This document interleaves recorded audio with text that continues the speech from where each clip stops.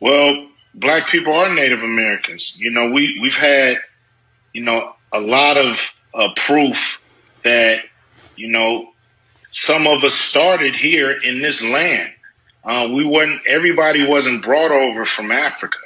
What are they doing here? They're Indians. This is one of my many unsuccessful experiments. You see, with Indians, there's absolutely nothing to be done. There's the same difference between a Negro and an Indian as there is between a dog and a coyote. You can put a dog on a leash, beat him, and he'll always be there to lick your feet. Take away a coyote's liberty, and you've cut off his heir. An Indian will never be a slave. No one has ever been able to make them reproduce in captivity. They do not eat, they do not talk, they do not sleep, they do not make love. There are several things that are significant about it. Of course, one of them is the way that colonialism tries to develop all kinds of elaborate classification terms for different kinds of people, but that's another subject. The most significant thing here is to reveal the much greater amounts of Native American ancestry that are present within the African American population than most people realize, because they might have been misled by the use of terms like mulatto and also people of color. After the African, LeVar Burton, had been told that his name was to be Toby, and he refused it, and he was beaten to make him say his name was Toby. That was the dramatization. How much of that actually was recounted to you? I mean, was there a lot of interweaving? A lot of it, I thought maybe you were going to ask, and maybe you are in another way, is how much of the book is fact and how much is fiction. Well, a whole lot of it's fiction. Well, a whole lot of it's fiction. Well, a whole lot of it's fiction. Now, this is just a tiny bit of information now. But they take it as huge. Right, because it's cracking open the door. There's a place in Africa you could say that I'm from. A tribe? I am thrilled. It puts a name, a place, a location, a people. Hank really is concerned that the science isn't really there yet for you to be giving them the name of a tribe. I think for most companies, I would be concerned too. But what about your own company? We have the largest... He didn't exclude you.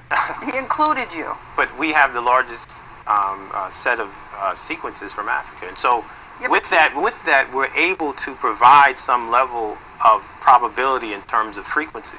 But he would say that even though you have the largest database, it's still small on the scope of things. As I said, I share those concerns. We don't oversell. I mean, we just say, look, we provide a service. If you're interested in exploring a tiny bit of your DNA and trace its ancestry, we can do that. When you say it's a tiny little amount, it's less than 0.1%. Less than 0.1%. Less than 0.1%. And that's pretty teeny. Yeah, but for people who know nothing about any of them, I think it's very important. You do not know a goddamn thing about Africa. I am from Detroit, Motown. So you can want Tootsie your monkey ass back to Africa if you want to.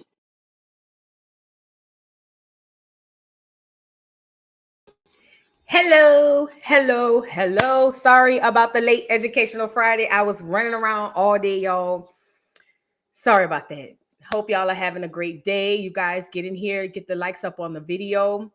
We're going to get into Steve Coakley. Now, a lot of y'all may know him. A lot of y'all have seen his work. But really, I want to get into something in particular as far as him exposing this Boule. You know, we talked about earlier with the young man who lost his life trying to cross with the D9 stuff, okay? So I felt like we should just be on here going over some of the things that Brother Steve Coakley was exposing long times ago. Remember, Steve Coakley, let's not forget this, never forget this. Steve Coakley and Brother Khalid Muhammad, hold on. Y'all get the likes up on the video. Steve Coakley and Brother Khalid Muhammad were friends. Let me share the photo for y'all. Mind you, these were two brothers struggling at the same time. Okay? Make it bigger. They both had struggles because they were both fighting something that they were not really scheduled to win or slated to win, okay? One thing that they were fighting was they were trying to save Black people, Black Americans, in their own ways. Now, both of these brothers come up out of the era of Africa being our homeland and all that stuff. So you'll hear sometimes when you listen to these brothers, they'll reference, oh, Africa, Africa, Africa. Charge it to the game, not their hearts. That's all they knew at the time. However, they also knew that Black Americans here, or African Americans at the time, they knew that Black Americans here literally needed to be helped. So you had on one side, Brother Khalid Muhammad is attacking the orange juice people, if it makes sense, okay? Brother Khalid Muhammad honed in and focused on the orange juice people. But on the flip side, his good buddy, Steve Coakley, focused in on the Boule. Now, why is this important? There's a book called The Secret Relationship Between Blacks and Jews. I need to get this book. That's one of the things that Brother Khalid Muhammad was talking about. And when you really think about it, they were like the Batman and Robin or the Batman and Superman trying to save Black America, because they both were attacking the two things that has us under the control that we're under. You see what I'm saying? I can't forget to bring this. I'm sorry, y'all. I got my little stuff ready for Mardi Gras, girl. I don't want to forget to bring it. I'm gonna put it on top of my phone. That way I ain't gonna forget. But anyway, so what was I? Oh yeah. So they were both attacking the system from both angles. Again, I tell y'all all the time, this cannot take place without the help of our people. Without our people, it does not work. And those are that talented 10th we were talking about, the so-called, Boule, Divine Nine, all that stuff. And Brother Steve Coakley really kind of honed in on that aspect of it, because I don't think that's talked about enough. Even amongst our greatest scholars, even amongst our greatest leaders, no, you ever notice nobody ever point out our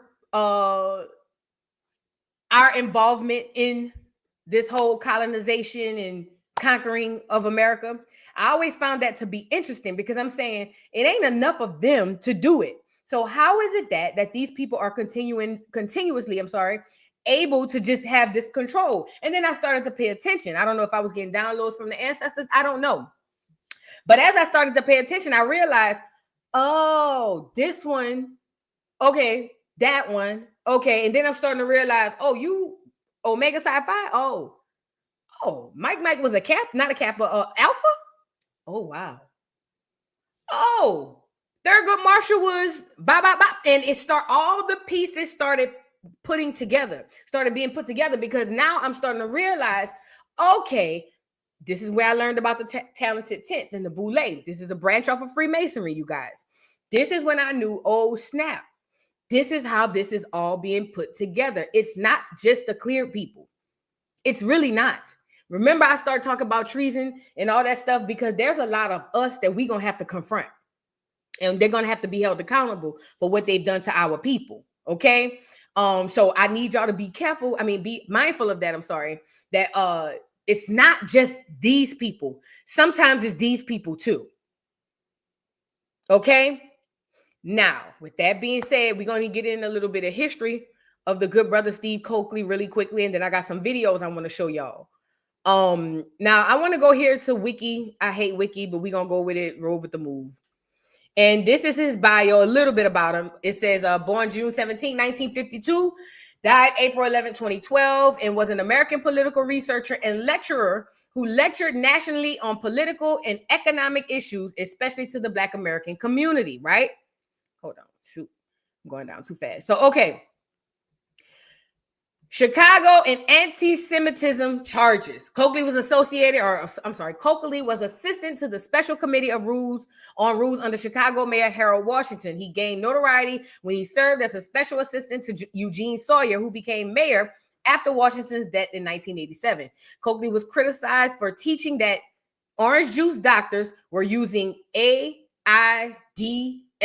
viruses in an attempt to genocide against Africans. Now listen, AIDS was real big in Africa. Remember, at this time, we're thinking those are our people. Like they're our kinfolk, okay? So there's a lot of advocating for Africa by our leaders at the time. It says his comments created a nationally publicized controversy in 1988, and he was dismissed from his position as aide to Sawyer. They both are very, very rebellious, and they're gonna do what they're gonna do and say what they're gonna say. It says when in 1990, Illinois Governor James Thompson signed an agreement to open an Israel aircraft industry plant in Rockford, Coakley was an outspoken opponent. He argued that Black leaders in Illinois should oppose Israeli war industries because of the military support for the apartheid system in South Africa. Okay. He gained the national spotlight again in 1996 after he was scheduled to speak at Our Roots Run Deep, a Black History Month lecture series in New York City hosted by Warner Music Group. Also scheduled were Al Sharpton, Jimmy Caston, Hannibal Lacombe, Dick Gregory, Conrad Tillard, and Marisalem Lee Miller. I don't know. Both prominent Nations of Islam members. The Orange Juice Defense Organization objected, organizing a call-in campaign to Warner Brothers and threatening a boycott. The Anti-Defamation League and the New York Post also objected to Coakley, as well as Sharpton, Al Sharpton, and Tillard Muhammad speaking at the event. Warner removed Coakley, Miller, and Tillard without issuing a press release. Okay. Our brother was cutting up. He was cutting up with no scissors, okay? Both of these brothers, Brother Coakley and Brother Muhammad, were fearless. And that's what they need. And that's what we need, fearless leaders. You know what I mean? Al Sharpton ain't worth two nickels rubbed together. Something about him, even when he was fat in the 60s and the 70s.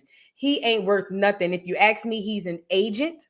I don't believe he's never had our best interest at heart. He's a money-hungry agent. And he's shaped like he got a bobblehead right now. Okay. I want to go here really quickly. Then we're going to hop right into some videos.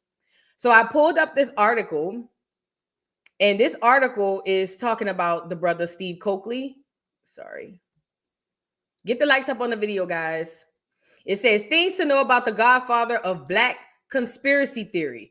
I don't like those words, but we're going to go with the move. Okay. It says political researcher and lecturer Steve Coakley was known for his insight not only on political and economic issues concerning the African-American community, but mainly for shedding light on outside forces used to destroy Black America. He became known as the godfather of Black conspiracy theory. Born in 1952, died in 2012. Here are 7 things to know about him. All right. While a student at De La Salle High School in New York City, he was an avid baseball player. Coakley attended Northern Illinois University, where in college and his role as an NAACP youth leader, his political activism began. I literally hate all these ads. I hate them so much. It make you not even want to read the crap. He launched his career with the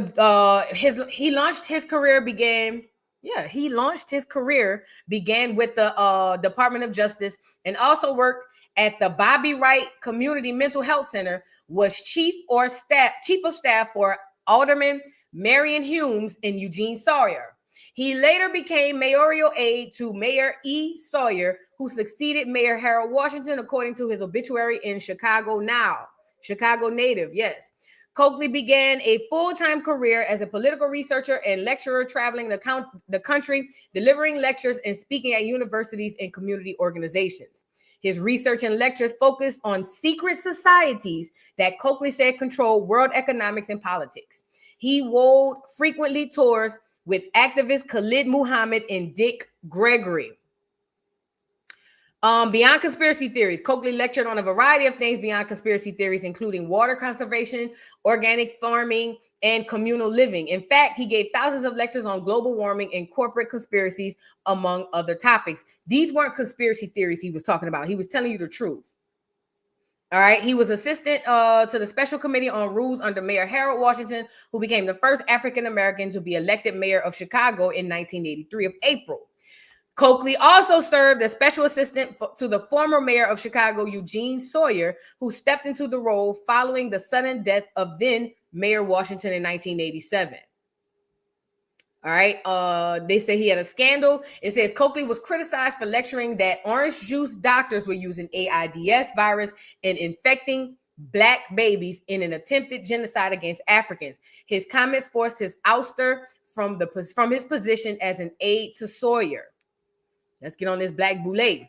Coakley was known for his conspiracy theories involving the Black male elite organization known as Sigma Pi Phi, or the Boule.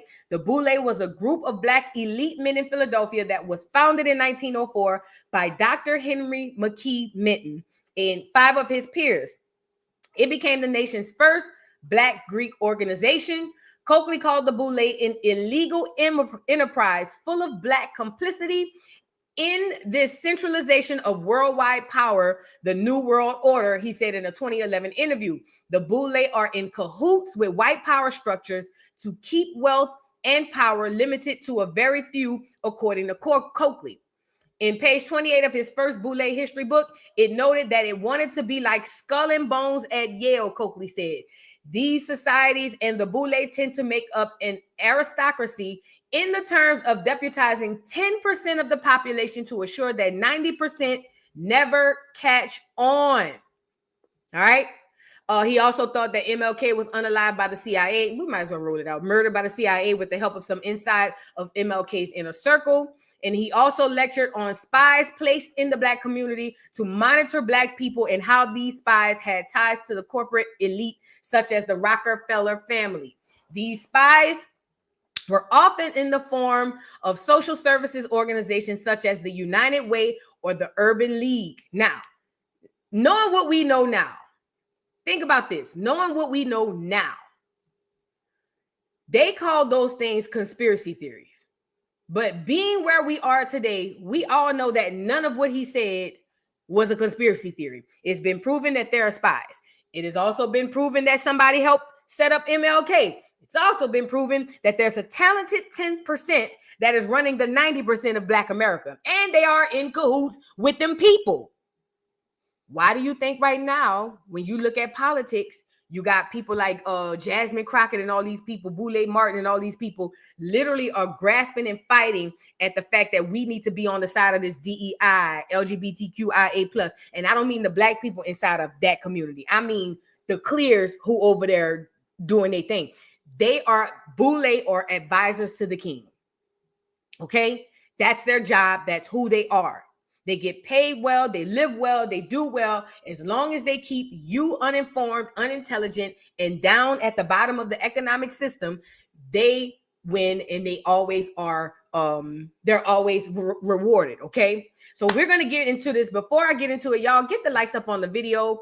I'm going to read a few super chats and because I really can't be on long today, but I do want to touch on some stuff that we need to talk about. Miss Kitty, thank you for the super chat. Happy Educational Friday. I finally feel better after fooling with, Rona since last week. Love you, Vu. I love you too. And listen, I'm so glad you feel better, Miss Kitty. Take care of yourself. Get some fresh air. As much as you can. Get fresh air. Okay? I'm so happy you're feeling better. Thank you for the super chat. Hey, Eula, I haven't seen you. I feel like I ain't seen you in forever. How you doing? She says, hey, beautiful. No, hey, beautiful to you. See, if y'all new to the channel, y'all don't know. Eula is an older woman, but if you see Eula, like in real life, Eula look like she 30. Eula is gorgeous. Do you hear me? Eula got on here one time talking about it was her birthday. And Eula said she was 50 something. And I said, what? Everybody in the chat was like, huh? Girl, gorgeous woman. Hey, Eula, so happy to see you again. Love to have you here. I maybe you've been here and I just been missing you, but it's good to see you again. And thank you so much for the super chat. Out the Matrix, thank you for the super chat. Hey, wig. Sorry, I couldn't help myself. Love you down to the ground. I know that's right. But see, this not a wig, though. I sold this one on. Just in case of, somebody try to grab my hair, I don't feel a little, insecure. So I went on and sold this one down. You feel me? Yeah, thank you, Out of the Matrix. I appreciate you. All right, let's get into these videos. Which one I want to go to first?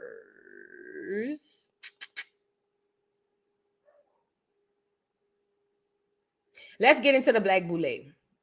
Get the likes up on the video. He does these lectures, and he was doing these lectures, y'all, for free. I want to say it's for free. I think sometimes he was collecting money to do DVDs, and well, not DVDs. I think he was doing tapes at that time, and some on DVDs and all that stuff. But he really was just out here putting out the knowledge that we need to know. I wish at the time he was alive, I could have seen and sat in one of his lectures. Lord, I wish I could have done it. You have no idea. But let's get into it, y'all. Let's know something about it, and greeting each other is because we have been talking for a while, and we have now stepped forward to have a discussion about the black male secret society known as Sigma Pi Phi, acronym the Boule, B-O-U-L-E. We will do our best to show you the information related to the Boule. That's what this lecture is about. I could give the entire lecture and quote every inch of the documentation without looking at it. I know them that well. But this is my responsibility, my night, to show you the information so that you could look at it with me and double affirm the fact that much of our black press, as much as we like it, has not been honest in talking about this group of black men, for they respect it very highly and never speak negatively against it. Thanks.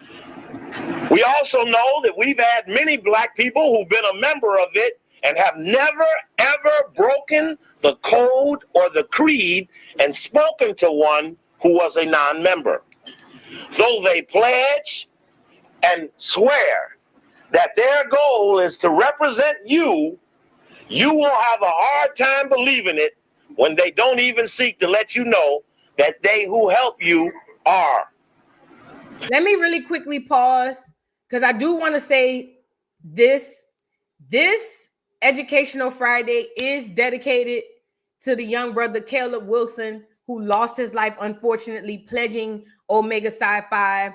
I hadn't gotten any more information as of yet, but this episode is obviously dedicated to Brother Steve Coakley, but also even more dedicated to Caleb Wilson, okay? I just wanted to make that known and make that clear, okay? Rest in peace to the young brother.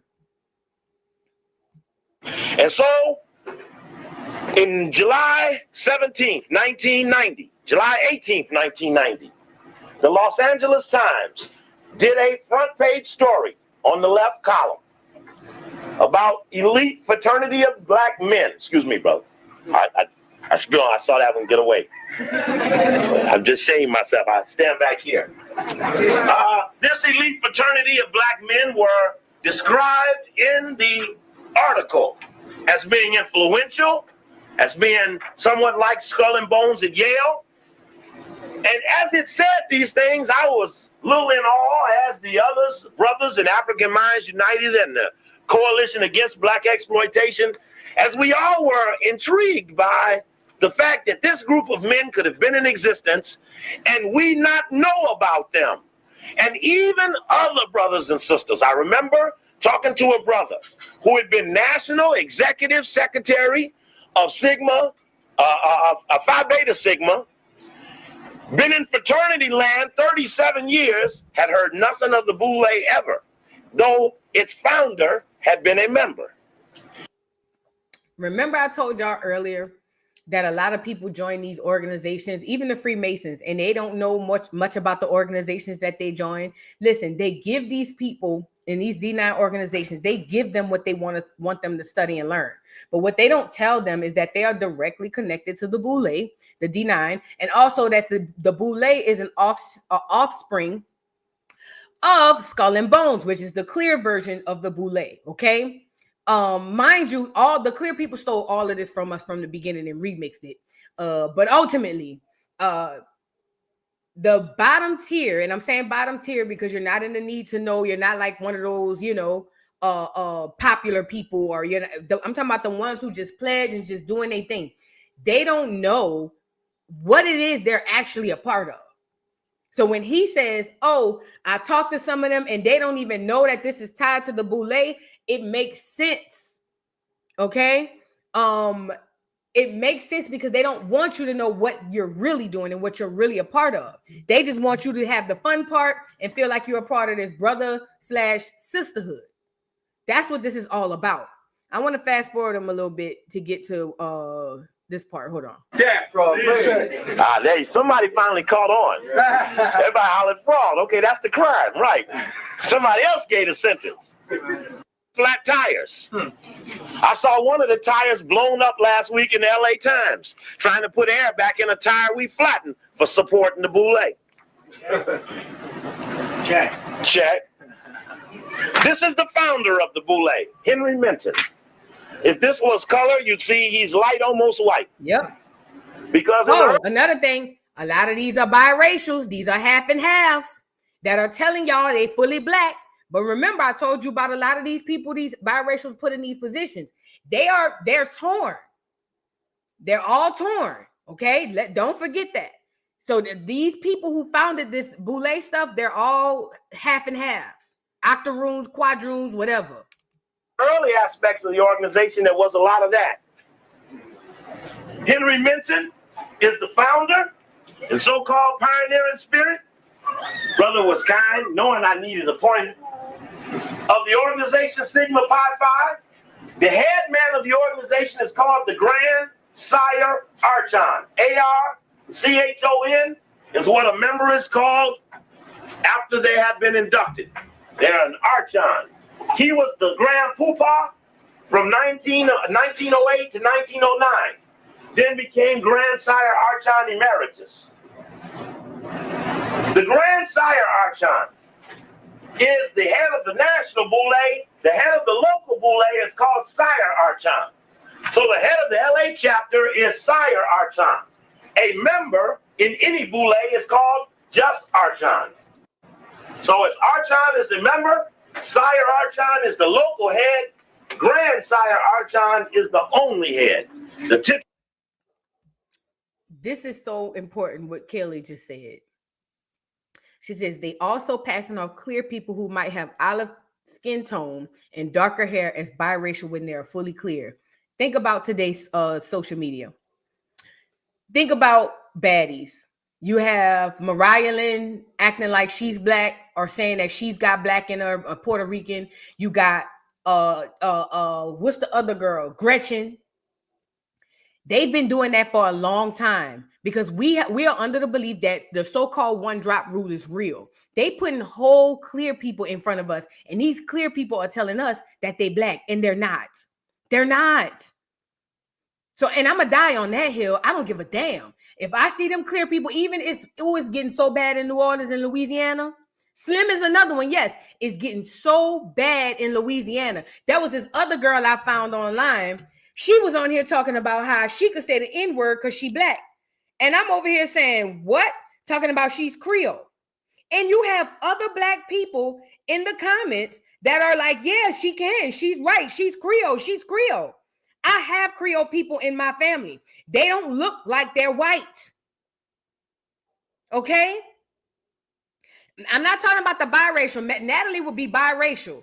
They got actual full-blown white people. Full-blown white. You could look at them and see a white woman or a white man, and they telling you they Creole or they biracial or and they're not. They full-on white. And I get where the line is blurred because we used to do so-called white passing, but ultimately they're trying to trick us. And this is why I say it's always very, very dangerous that we don't give away our identity. Because if we continue to give away our identity, we're going to be swindled right up out of it. None of these girls are white or black. They're all white acting like they're black.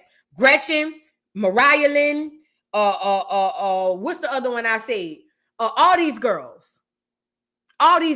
And they know they're not white. I mean, they know they're not black, but they're going to say they are. And to the one over there on TikTok, you remember the white lady I told you who was sitting outside on TikTok? Talking about how because her dad's birth certificate said color. Remember we had her on here?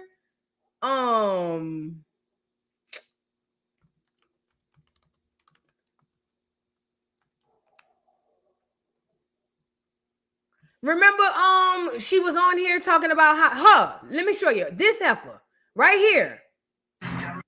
Okay, let me explain something to you, my good sis. And this is nothing, and don't y'all come. And this is a perfect example. I'm gonna tell you why. So if you look at the term passe blanc back in the day, so I'm 45. So y'all may look at things different than what I do.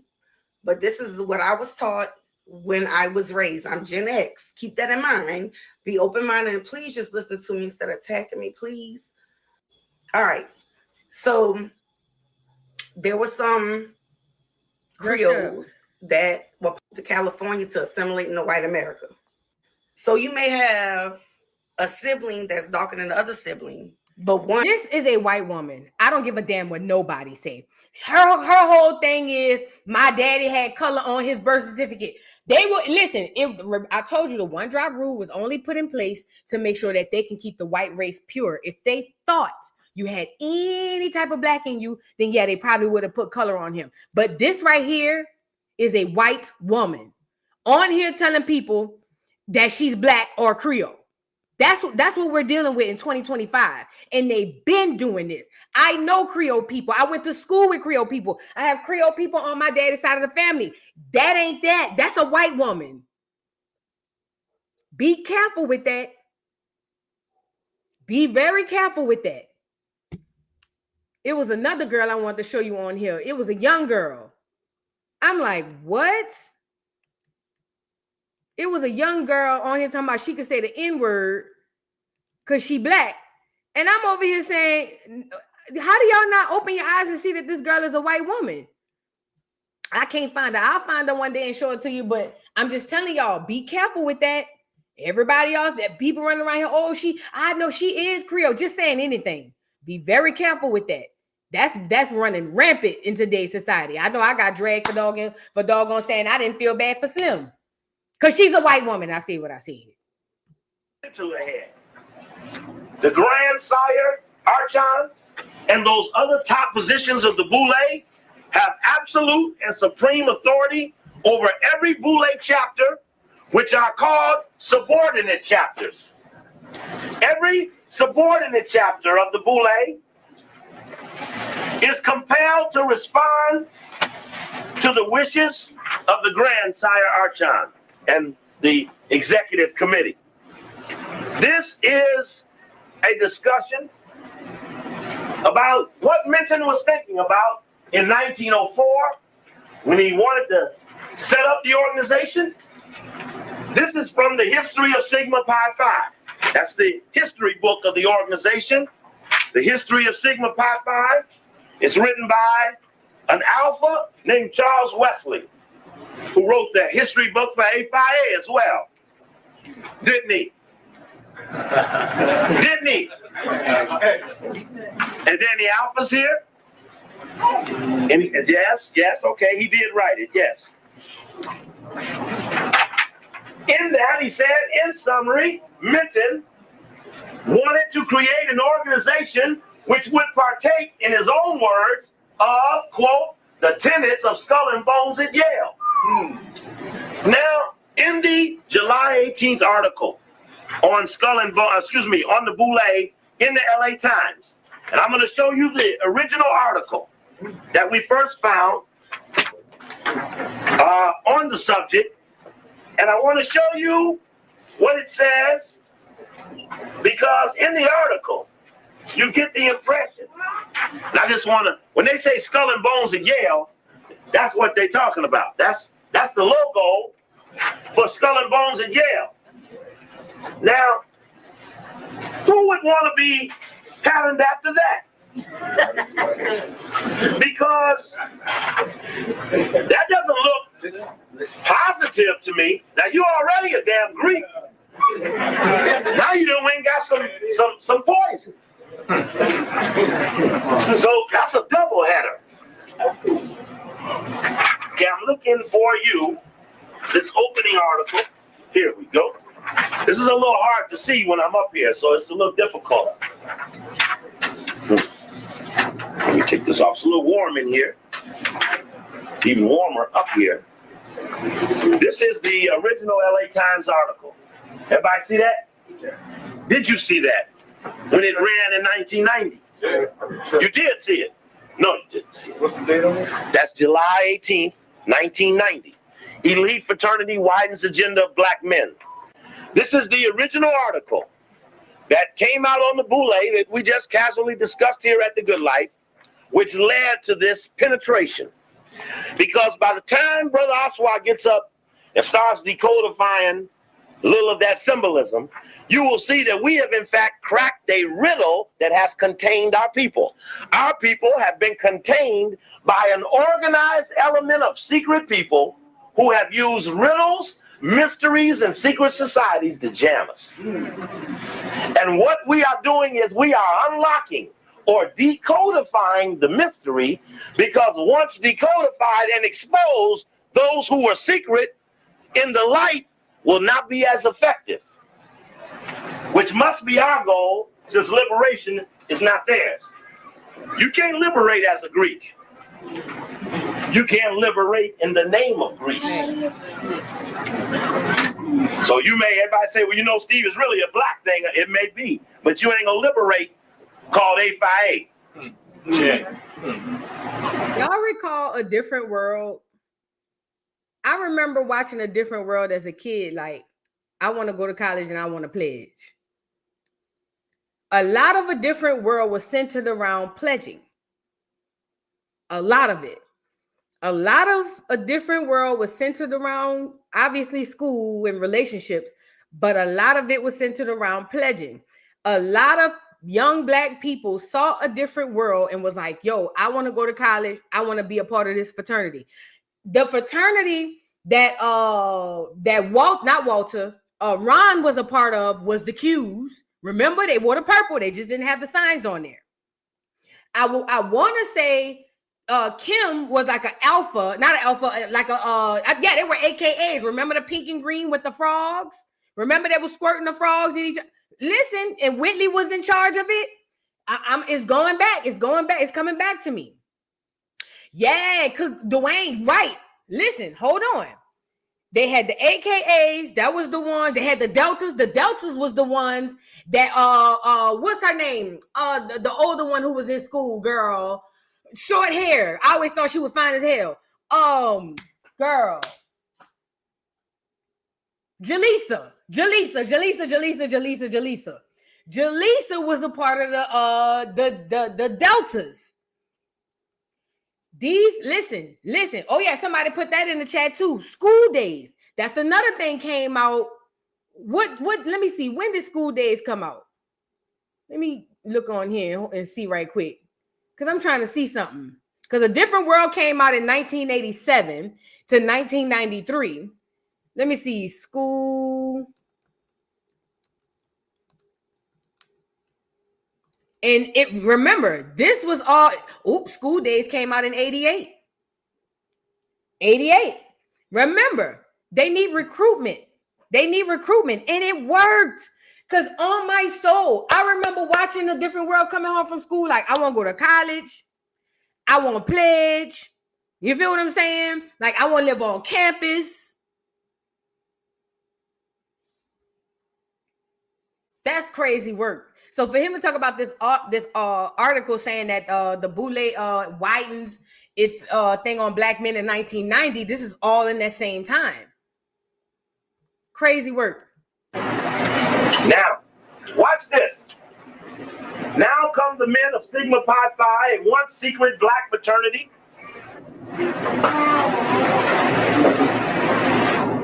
That celebrates the professional and material success of black men.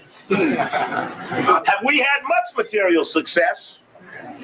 Well, anyway, you can just see how they spend their time. They have every year, they have big picnics, big annual picnics every chapter. We need to find the park where the new chapter, the LA chapter meets at, because they're going to have a big picnic somewhere, preferably in the Greek neighborhood. So we have to find where they're going to be at, so we can go to the picnic. Don't you want to go to the Boule picnic?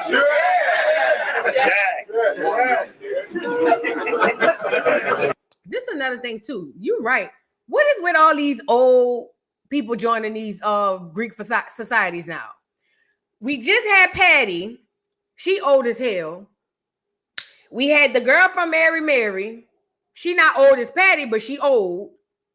Like, all these old women and old people is joining these Greek fraternities and sororities.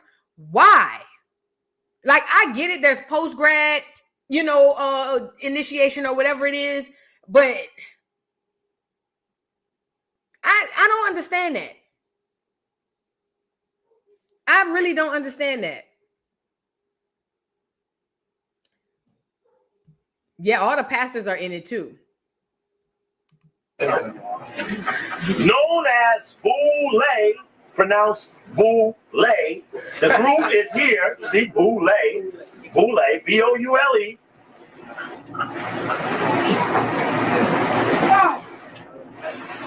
Known as the Boule, the group is here this week for its biennial meeting, and it's look at an agenda for the black male in the 90s.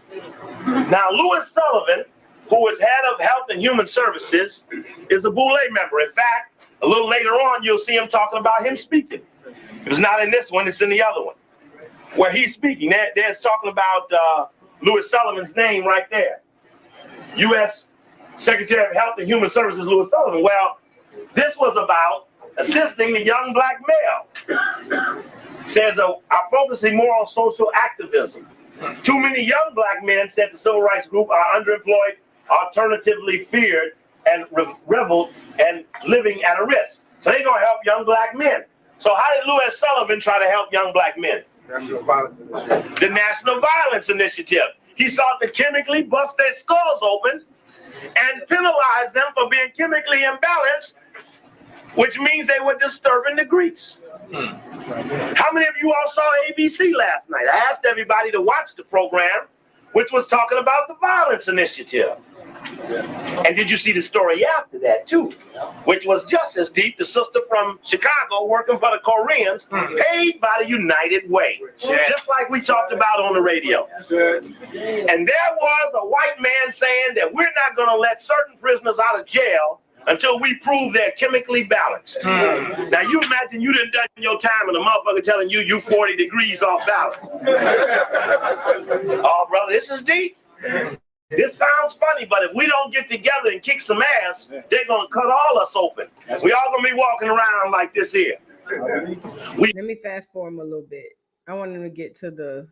On that. Yeah. That's why the United Nations is called the Blue Helmets. That's right. That's why the police are the Men in Blue. We found it when we got the damn book. You see, someone said, well, brother, now we got the article. What more will we need to look for? Is that once someone that we don't like writes something, we know there are 10 times more things there once we get it. Anybody that looked at anything, I try to look over it because my eyes look for different things. And all of these people together. Now, I must tell the story again for the record, for those who don't know. I lectured at Morgan State. I left here in Los Angeles, went to Morgan State in Baltimore, gave a lecture. In fact, Christian Gregory, who was just in the jet, Dick Gregory's son, was the head of the student government there, brought me there to Morgan State. I did the little piece on the Boule. A sister in the audience heard the lecture, went to her teacher, who was asking her to write a term paper. She said, I'm going to write it on the Boule and Skull and Bones, because I heard the guy mention it at the lecture hall. And he said, well, I'm in the Boule. I can't wait to see it. He asked to take her to lunch. She's a very nice-looking sister. He asked to take her to lunch. She called me up. I come back to L.A. She called me here in L.A. at the hotel, asked me what should she do. I asked her if she could have lunch with him without lifting up her skirt. Because that's what the Boule wanted. Wanted the Boule day.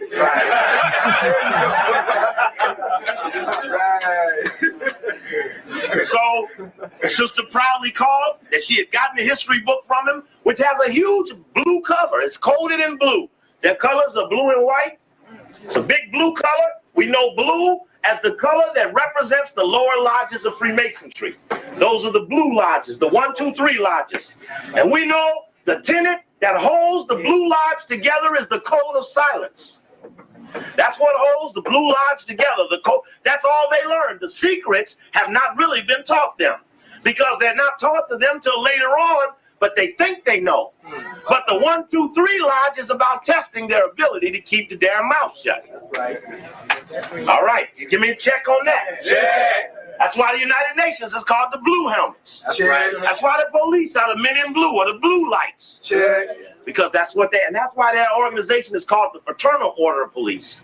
And I don't know what Willie Williams thinks, but if you take a white boy that's been my enemy, that supported Gates, supported every beating of your head every time, and make that asshole motherfucker deputy mayor over the brother. That's right. I'm telling y'all in big trouble. Y'all excuse my language, but I wanted to emphasize. I wanted to emphasize the danger of the head of the Fraternal Order of Police becoming deputy mayor for public services. That's right. You might not care about politics, and I don't either. They're all whores. That's right. But we better not let them turn a trick and one of them legs kick us in the face. So for no other reason, do it for that reason. Boule is a Greek word designating a council of community leaders who advise kings. Now a question ought to come up. I understand what a counselor does, but who the fuck is the king? Now we have a tape where you all remember the book called Black Power? Yeah. It's written by who? And Charles Hamilton. Very good. Charles Hamilton, 4 years after he wrote Black Power, joined the Boule. As he then started making $100,000 with the Rockefeller Foundation. He went on Bob Law's show recently in New York, and the Cochleyites in the bowels of Brooklyn, Harlem, and the other bowels of New York jumped him on the Bob Law show about this Boule thing. And they misstated the challenge by saying, I think it's a Latin word. He said, yeah, it's a Latin word. But we know it's Greek. He gave him the decoy. They said, who is the king that you serve? And he said, I don't really know nothing about that king thing. We don't serve any king. I mean, we have meetings and stuff, but we don't know of any king. Well, why then do you call yourself that? In your own history book, you will see that you call yourselves the advisors to the king. And the question comes up, if it ain't so, why do you say so? But see, basically, they don't think you have the information. Oh, just for the record, the day the Boule was founded, for those of you who do numerological analysis, and I know some of you are into the numbers, the historic date of the founding of the Boule, for the record, is May 15th, 1904. That is the birth date of Sigma Pi Phi, and it should be written indelibly on the memory of all members in the fraternity. All right, he says the birthday is May 15th, 1904. So that will be 5-5, right?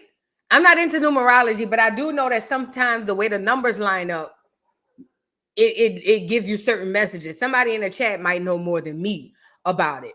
But he said that the birthday was May 15th, 1904. I don't know if anybody knows any type of significance to that. Let me know, because yeah, that's crazy. I do see 5-5, and then 1 + 4 is 5. I don't know. 9 - 4 is 5. I don't know. Y'all, maybe y'all know something about it. I'm not really into it, but I love to hear from people who are. This day was for Boule its Founders Day. For on this day, the decision was made to establish this first of the fraternities for college graduates. This date, or the date of the May meeting nearest May 15th, has been celebrated as Founders Day.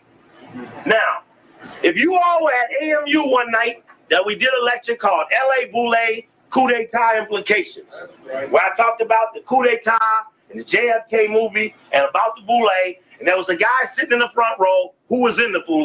That's right. And he said to the audience that he doesn't even read his history book.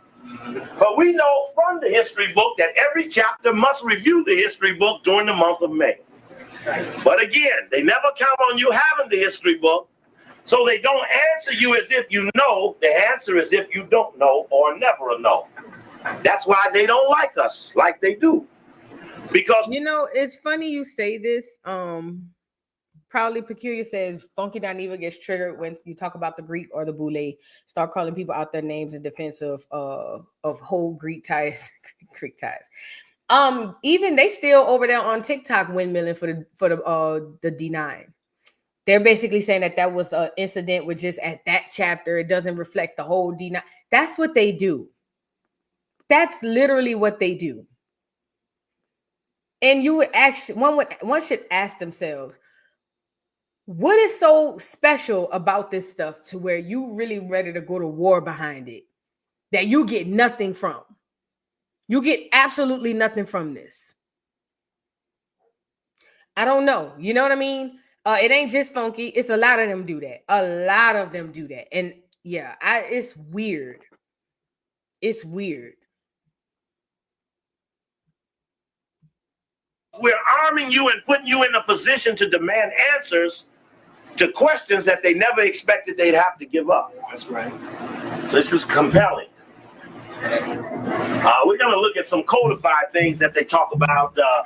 There's some funny things they say. From their history book is another dialogue we want to look at. This is, as you can see, History of Sigma Phi Phi. As you see, I write on my stuff. The things you read, write on. Talk to it. Hold it for a while. Quit throwing it away as soon as you get it. In your house, there's a lot of pressure not to be junky. You'd rather be dead than junky. You'll be dead because you won't read and study, and you don't study because you don't store it. How can you study unless you store it? So because you have pressure to be neat and cool and clean and look like Ultra Sheen, you throw away the information and fight the dust busters. I suggest your houses need to get slightly more junky. Hell is damn so. Right.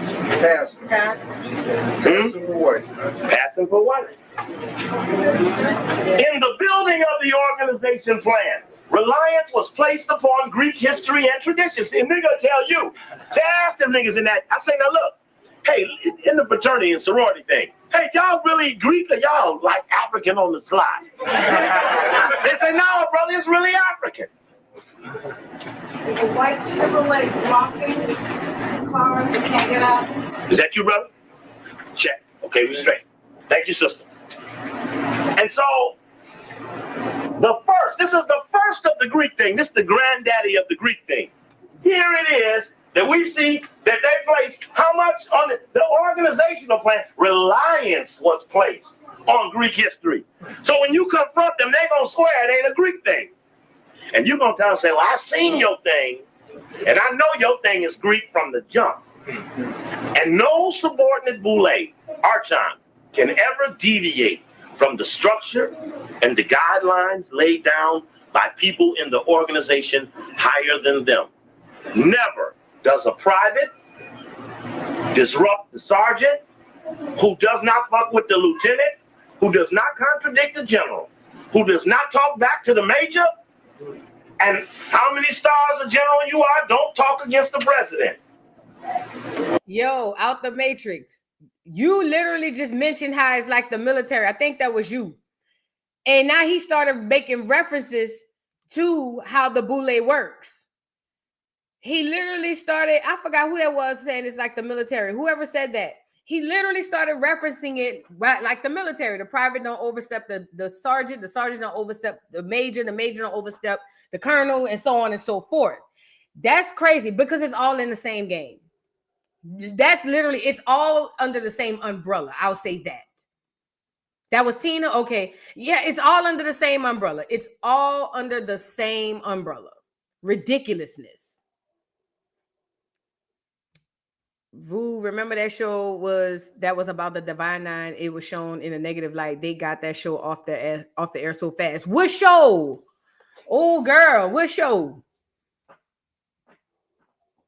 You know they don't like looking bad. They play ignorant like they don't know, but they don't like looking bad neither. Yeah, oh boy, got it. So when you're in a hierarchy, you are controlled from the top down. The bottom could be honest people, but they must do what the top tell them. That's the deal. So if you're in the army, you know it's someone over you.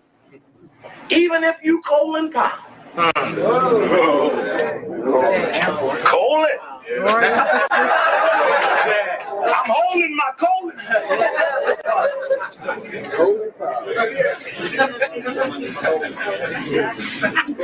Jack, come on, bro. Come on. Okay. Oh, you know what, bro? Hey, I mean, some of the water. Okay. Let me see if I can tighten that up a little bit. Okay. The reasons for this action are not difficult to discover, for it was well known that the study of Greek civilization was basic to an acquaintance with Western civilization.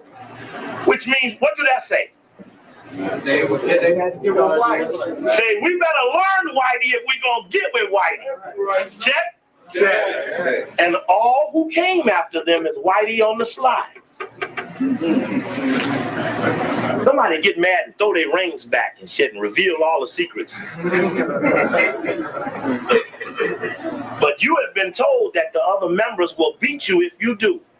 And I tell you now, if one of you break away from them funky fake Greek organizations and someone even threatens you, please tell me, we will show them the law. That's right. The law. That's right. This ain't Constitution. This the law. Really quickly, I want to bring y'all to this so y'all can get a little more background. Shout out to UBTV. He has a whole like segment on the Boule and the Freemasons. But this right here is the founding fathers of Sigma Pi Phi. Sigma Pi Phi is a direct branch off of Pi Sigma Phi, which is the clear organization. Those are the skull and bones. Okay. These are your founding fathers. These are the ones who came up with this whole talented tent thing out of the Freemasonry, and they are going to go on to then have the Divine Nine, okay? Starting with the Alphas. That's the first chapter.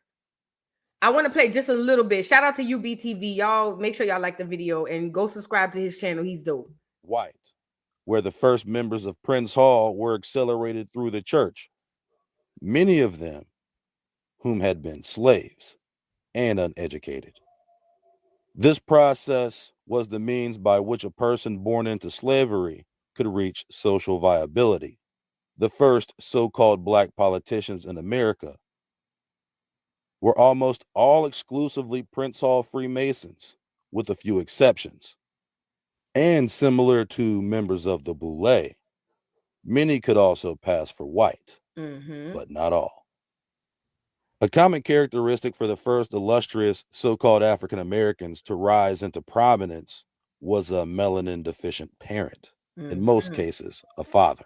This outcome was mostly a result of Virginia colonial slave statute, partus sequitur ventrum. That which is brought forth follows the womb, meaning the legal status of a child born of an enslaved Indian woman will always remain enslaved. This law gave planters and free white men in general carte blanche authority to impregnate captured women without having to so much as even claim responsibility for their mixed race children. Just as common, these children were sold on the mulatto maid market as house niggas for an added sticker price as compared to their darker skinned counterparts. In this aspect, Virginia colonial law was totally contradictory to English common law, which states that a child's status follows the father. Of course, this law extending from the earlier Virginia codes was designed this way to assure legalized rape of indigenous women without consequence, and naturally the perpetuation of slavery through a duplicitous modification of English common law. Children. Remember, I really believe that these biracial children during this time were bred on purpose because they make really good leaders and Boule, aka advisors to the king, because the black people are going to think that they're the same, so they're going to trust them, but they can also be loyal to the white people as well. I really think that they started breeding them people back then on purpose. Children born of a white mother and black father were considered free and were counted among free people of color. White men were freely allowed to abandon or kill their children without recourse, solidifying their position as the first deadbeat dads in American history to the point that many of the most notable so-called black men in history, like Frederick Douglass and Booker T. Washington, never even knew who their white fathers were. But in some cases, the white father actually did remain in their child's life, but used their whiteness to accelerate the social status of their mixed children. One such example of this was Blanche Bruce, the son of a Virginia planter who became the first so-called African American to be elected and serve a full term as U.S. Senator. To let Bruce tell it, he escaped slavery and attended Oberlin College, a school intended for well-connected blacks, and became... They all have the same stories, but just like Frederick Douglass, they all have these missing white daddies. They know they white, but he missing. We don't know where they at. You find that a lot in today's society too. These missing parents. Everybody got a daddy or a mama. No, really the daddies mostly that you can't find. Where is your daddy? Where is your daddy? I'm getting tangled up in this damn wire. I want to show you something else on here. He has a whole series on this, and I really want y'all to go and check it out, okay? For most so-called Negroes, an elite education or even a college education was out of the question, unless you could pass for white. And this complexional complication coupled with education represented the foundational differences between a Prince Hall Mason and a Boule during the early 20th century. The Prince Hall faction, along with their Baptist and Methodist leadership within the church, recruited more of the common man into their ranks. The few and far between men who ascended into politics were more the exception than the rule. During these times, barbering was a trade that provided opportunities for black men to facilitate respectable positions within their communities, in some cases developing clienteles with wealthy men, which led to other work for family and friends. In addition to barbering and the church, military service was another conduit by which a black man might ascend to notoriety. Often free northern blacks were used to recruit enslaved men deeper in the South, dangling the promise of freedom for participation in the Union Army over their nappy heads.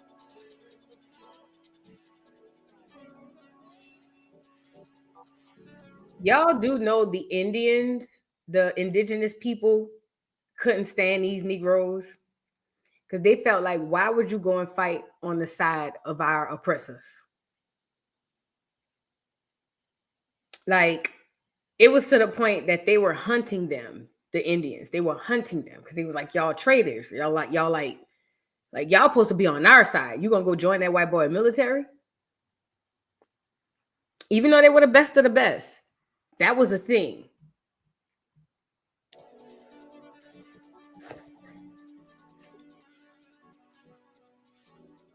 Searching our kind of people, I also noticed that this is a very insular group. These are folks who do not socialize outside of their own community. And when I say their own community, they don't socialize in church or in social situations or business settings outside of the people that they consider to be their kind of people.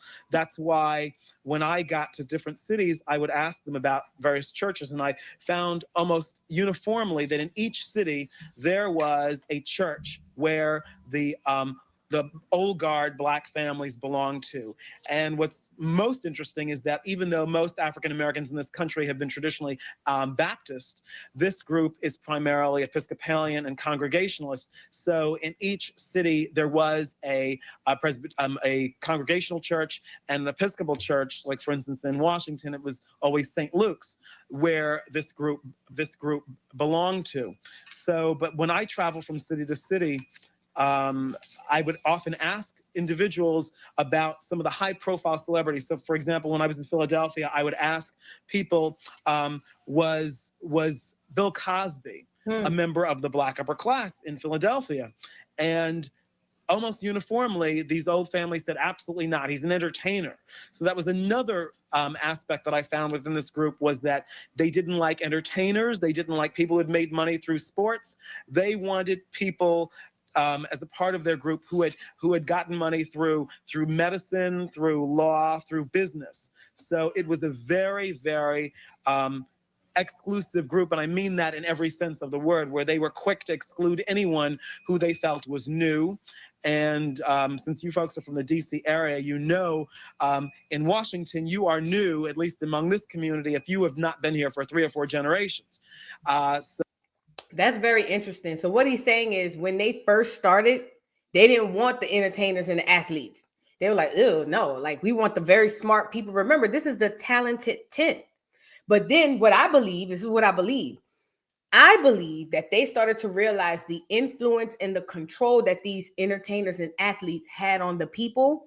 So they were like, oh, snap, yeah, we're going to start recruiting them.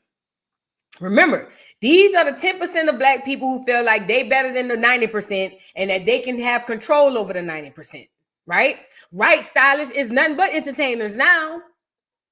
It's nothing but entertainers now. Where at one point you had to come from the lineage that was already in this stuff, or you had to be like extremely intelligent, all these degrees. Now I don't even know who's smart in the Boule. It's all entertainers. Oh, I'm so glad you said this, Mrs. Higgins. My sister, my daddy's first child, she did debutante every year. She did the debutante ball. We didn't quite do it, but that debutante stuff run hard on my daddy's side of the family. All them debutante balls, they did that every year. Every year. Every doggone year. That's crazy. And it is grooming. It's definitely grooming them to be. And guess what? My sister who went to the debutante balls has pledged. She pledged when she went to college. And her daughter pledged. You get it? And now her daughter pledged. I think she's AKA, and her daughter is also AKA. Debutante. That's all they did. It's very much grooming. Very much grooming. That's crazy. So it's quite interesting how the Black upper class differs from city to city. One major difference I found were the differences that the southern cities, particularly Atlanta, Nashville, and Washington, how they were distinguished from northern cities. I found in New York that if you had money, easy to break into the upper class, the Black upper class. It was a more fluid group. New York and Los Angeles were more accepting of people who had earned money in recent years, and they didn't have to necessarily be able to answer the question where their grandfather medical school. But it seemed that the stakes were much higher in cities like Washington and Atlanta, where the group held on much tighter to who they were going to allow in and who was not going to be accepted in their community. A lot of people were offended and had questions about the opening lines of this book, but I just want to read them to you. Bryant Gumbel is, but Bill Cosby isn't. Lena Horne is, but Whitney Houston isn't. Wow. Andrew Young is, but Jesse Jackson isn't. And neither is Maya Angelou, Alice Walker, Clarence Thomas, or Quincy Jones. And even though both of them try extremely hard, neither Diana Ross nor Robin Givens will ever be. A lot of people ask me, where did those lines come from? Why did you come up with something like that? And where I came up with those names was that visiting every city, when I got to Los Angeles, I would ask about some of the prominent Blacks who had grown up in Los Angeles. And just as I'd done for Bill Cosby in Philadelphia. And constantly people would say things like, oh no, she's not our kind of people, or no, he's not our kind of people, because this group very firmly knew who was in and who was not. So, and they even knew who had married in and who had been born in. So as I discovered that the Black upper class, as it defines itself, is not that different from how different segments of the white upper class defines itself. Who's been around a long time, who's new to the community, who earned their money in a way that we accept, and who's earned money in a way that we don't accept. No beginning, there ain't no ending. What a difference the mother can make. First of all, let me go back. Him going down the list of who is and who isn't, that was tea. That was tea. You know, who is and who isn't, because it was a secret society. It was this thing where you had to be born in, you could probably marry in, but they know who you are and how you got in. Now, girl, anybody could get in. It's almost like they desperate. I don't know.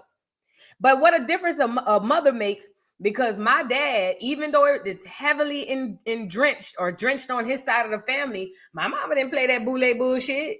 Girl, my mama did not be running around there talking about some old debutante balls and y'all. My mama didn't play that. My mama didn't play that.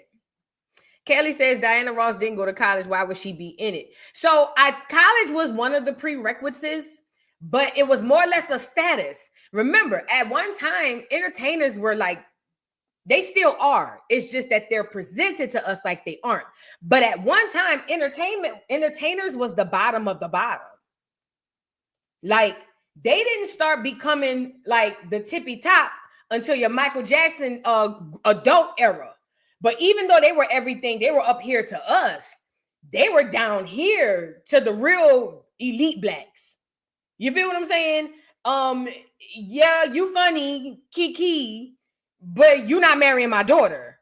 Or yeah, you could act real good, or you could play football real good, but you not marrying my daughter. That's how it used to be, because it was about generational wealth. It was about all, and that's another thing too. Entertainers will fall under new money. Remember, there's a thing called old money, and then there's new money.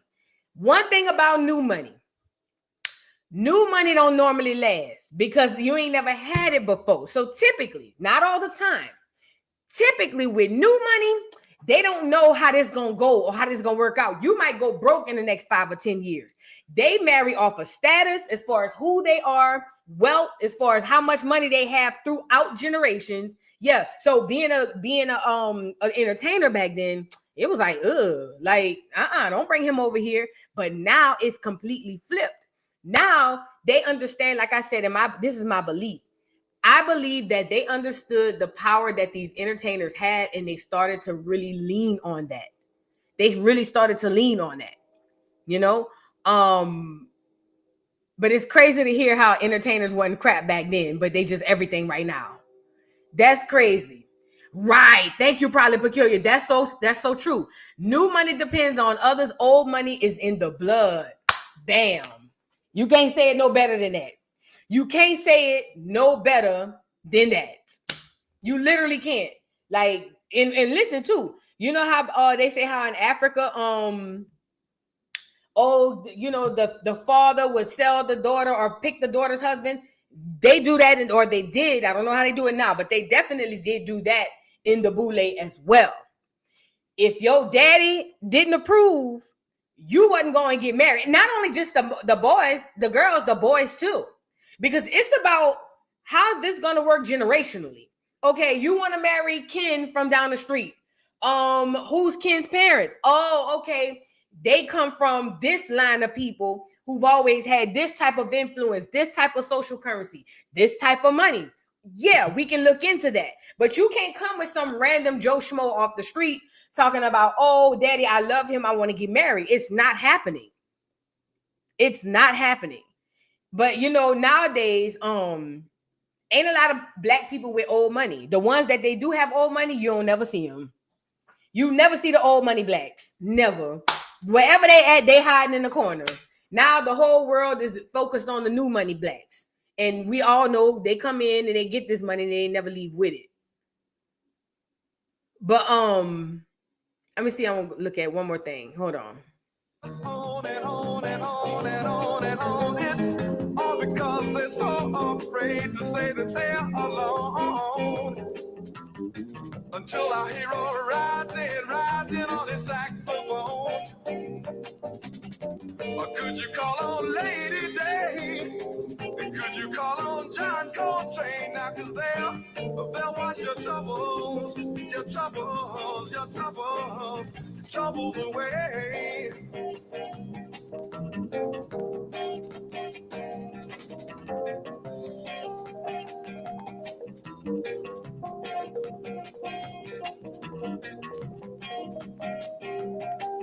You get it. Just like Portia.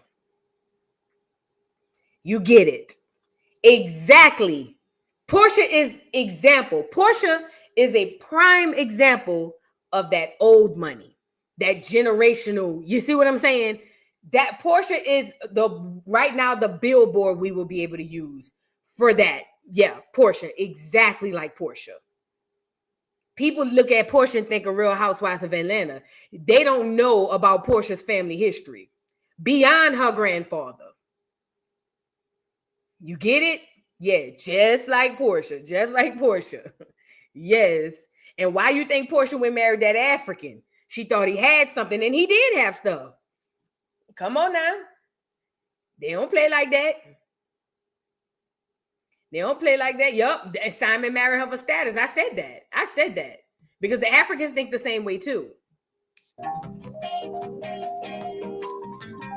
The debutante ball. This shit old.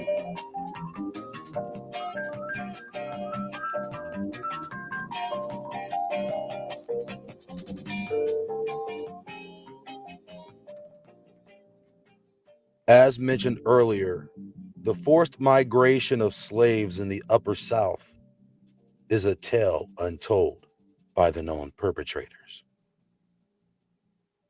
Quote, from Slavery and Forced Migration in the Antebellum South by Damian Pargas. Quote, the cotton and sugar regions received a majority of interstate slave migrants in the antebellum period. The four largest importers, Alabama, Mississippi, Louisiana, and Texas alone, received more than 75%. A majority of long-distance slave migrants, however, were transferred to the frontier states that lay just north of the Cotton Kingdom. States such as Kentucky, most of Tennessee, and Missouri. Kentucky's slave population. Ooh, I didn't see this one, George, but you are absolutely right. You are absolutely right, George. Yes, Gizzard, Giselle Bryant. Yes. Giselle Bryant is definitely one of those Boule black bourgeoisie girls. Yes. Without a doubt. Like, yes. Her daddy and his people all the way. Yeah, that's them people. Yes. And quiet as it's kept, I don't know if Jamal comes from that lineage, but I know his children later on down the line can have it. Yep, Robin from RHOP too. Yes. Yes, these people with social currency, with social status, because that's what matters. I believe Karen, yep. Oh, that's good. Karen too, because remember, Karen, them people come from over there off of that big old, off of all of that land over there in Virginia. Yes, sir. Yes, they do. Yes, they do. Yes, they do. Sure is. I forgot about Karen. Her people, but she married into it, but her people came out of money too. Her people came out of money too. She did marry into it. Her husband comes of that status too. He's cut from that cloth too. But she came from it as well. She came from it as well. Bobby Seals is Phi Beta Sigma. Wow. It wouldn't surprise me. I saw somebody say Huey P. Newton. It wouldn't surprise me. It wouldn't surprise me. Mm-hmm. Yep. That's crazy work. Boule come from the Negro Pens. Facts. Listen. Candace, I'm not sure about Candace. Now, it's possible, but I'm not sure. Candace don't talk enough about her family for us to know. Maybe y'all have seen something I haven't seen. I know her mama was successful. And Candace was rich. Well, not rich, but she was spoiled. But I don't know about the family history. When you listen to Giselle talk about her family history, her father, and all the stuff that he did, when certain words she said, you know, her people come from out of there. Same thing with Portia. We all know who her grandfather is, so enough said. You see what I'm saying? Even Robin, her family. A lot of these people, when you just, and Karen, you got to listen to what they're saying about their upbringing, about where they come from, who they are, the things that they own and owned before they came to the show. Let's really be clear about this. Now Candace, I don't know. She never talked much about it, but I don't know. But I do know that you can tell the ones that are. You can definitely tell the ones that are. I'm trying to think who else did I forget that's black on TV. I don't think Monique. Monique married a man with money. I don't think Monique. I don't think Monique. Karen got Pilgrim in her blood. Y'all is crazy. Population grew from just more than 40,000 in 1800 to more than 225,000 in 1860. Tennessee's mushroomed from 13,500 in 1800 to almost 276,000 on the eve of the Civil War. And Mississippi's grew from only 3,000 in 1810 to almost 115,000 in 1860. Indeed, many early slave migrants from Virginia and Maryland accompanied their masters to these territories and states in the opening decades of the 19th century, often in search for better opportunities to cultivate and manufacture tobacco. As Missouri historian Diane Moody Burke has argued, upper white South migrants were first and foremost enticed westward by the promise of reasonably priced fertile land in the bottomlands of the Missouri and Mississippi rivers. What I told y'all, they enticed the whites by coming to the South. Remember, the South was predominantly black. They got the whites to come to the South by giving them land. Martin Luther King told y'all that. Hey, we got some free land for you. Come to the South. Remind you, they coming off the boat. They peasants anyway. Hell yeah, they coming to the South. What they got to lose? Think about it. What do they really have to lose? Of course they're going to come to the South. They literally have nothing to lose. And their tributaries. But they were also attracted by the possibility of replicating a farming and slaveholding experience, much like the one they left in the East. Slaves living in states such as Virginia and Maryland were therefore constantly confronted with the prospect of moving west into the expanding frontier. To some extent, the large-scale westward migration to the border states was a chain migration, with slaveholding families and neighbors from specific counties following each other into the territories of the new frontier. Between 1810 and 1830, for example, several leading slaveholding families from struggling Fairfax County, Virginia, departed for Kentucky, and a number of them pressed on and ended up in Callaway County, Missouri. Henry Clay Bruce, a former slave from Virginia, claimed that his master moved west because his brother-in-law was going west. According to Bruce, his owner became greatly dissatisfied with his home and surroundings, and being persuaded by his brother-in-law, W.B. Bruce, who was preparing to go to the Western country, as Missouri and Kentucky were called, he decided to break up his Virginia What you're looking at is literally the intra-American slave trade. Remember, they were moving us around America and the Americas, obviously, real heavy. That's the part they don't hone in on. They hone in on the transatlantic slave trade so they can remove you from the land. That's what that's all about. But at the end of the day, it was a lot of movement from all over America with these so-called slaves, okay? And again, they're scrambling, everybody's trying to figure out what they're going to do, where they're going to be, things of that nature. But at the end of the day, I would ask, and I asked this myself, why didn't they focus on this? They only told us about the transatlantic slave trade. They never talked about this.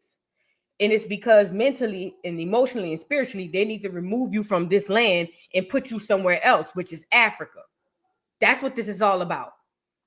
But I want to get back to Brother Steve Coakley really quickly because he started cooking. And then I want to show y'all another video that he did. Hold on, y'all get the lights up.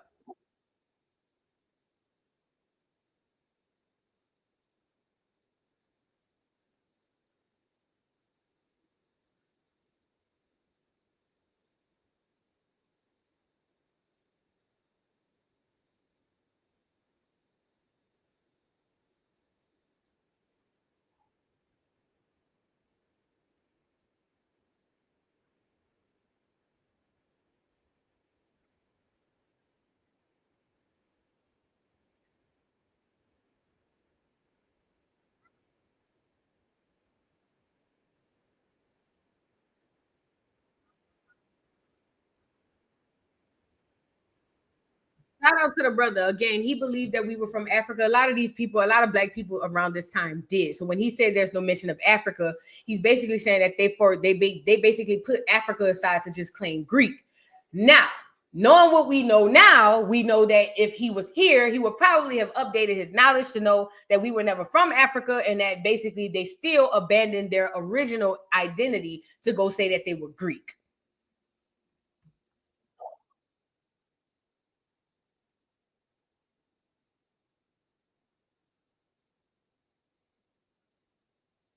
Y'all couldn't hear it? Hold on. My bad. I'm gonna run it back. I didn't know y'all couldn't hear it until I got back over here. Let me go back to what he said. I have to reconnect it. Sorry about that, y'all. My apologies. But basically what he's saying is that the brothers disconnected themselves from Africa, and that's because we at the time they believed we were African, and that basically they clung to this Greek identity. Acquaintance with Western civilization. Although Greek culture had relations with the culture of the Orient, hold it now. Seemed like they skipped over somebody. Let me go back. You see, this might not just be an affirmation of Greek, but this is a denial of Africa.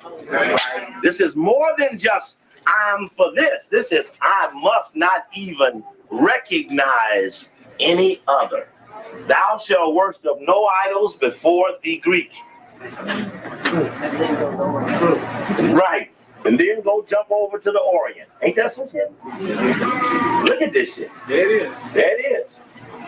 Let me go back. The reasons for this action are not difficult to discover, for it is known that the study of Greek civilization was basic to an acquaintance with Western civilization, although Greek culture had relations with the culture of the Orient. Moreover, the Greeks were successful in their creation of free institutions. God damn it. Brother Ashwa Kwesi, were the Greeks successful in building Greek free institutions? In fact, in the story on Colonialism is Back and Not a Moment Too Soon, they bragged that the Greeks were the first colonialists. Let me say this too. Think about the people you know that are deeply enriched or engulfed in that D9 shit. They even separate themselves amongst us. Think about it. I've gone to college. I've been to countless of college parties growing up, being younger.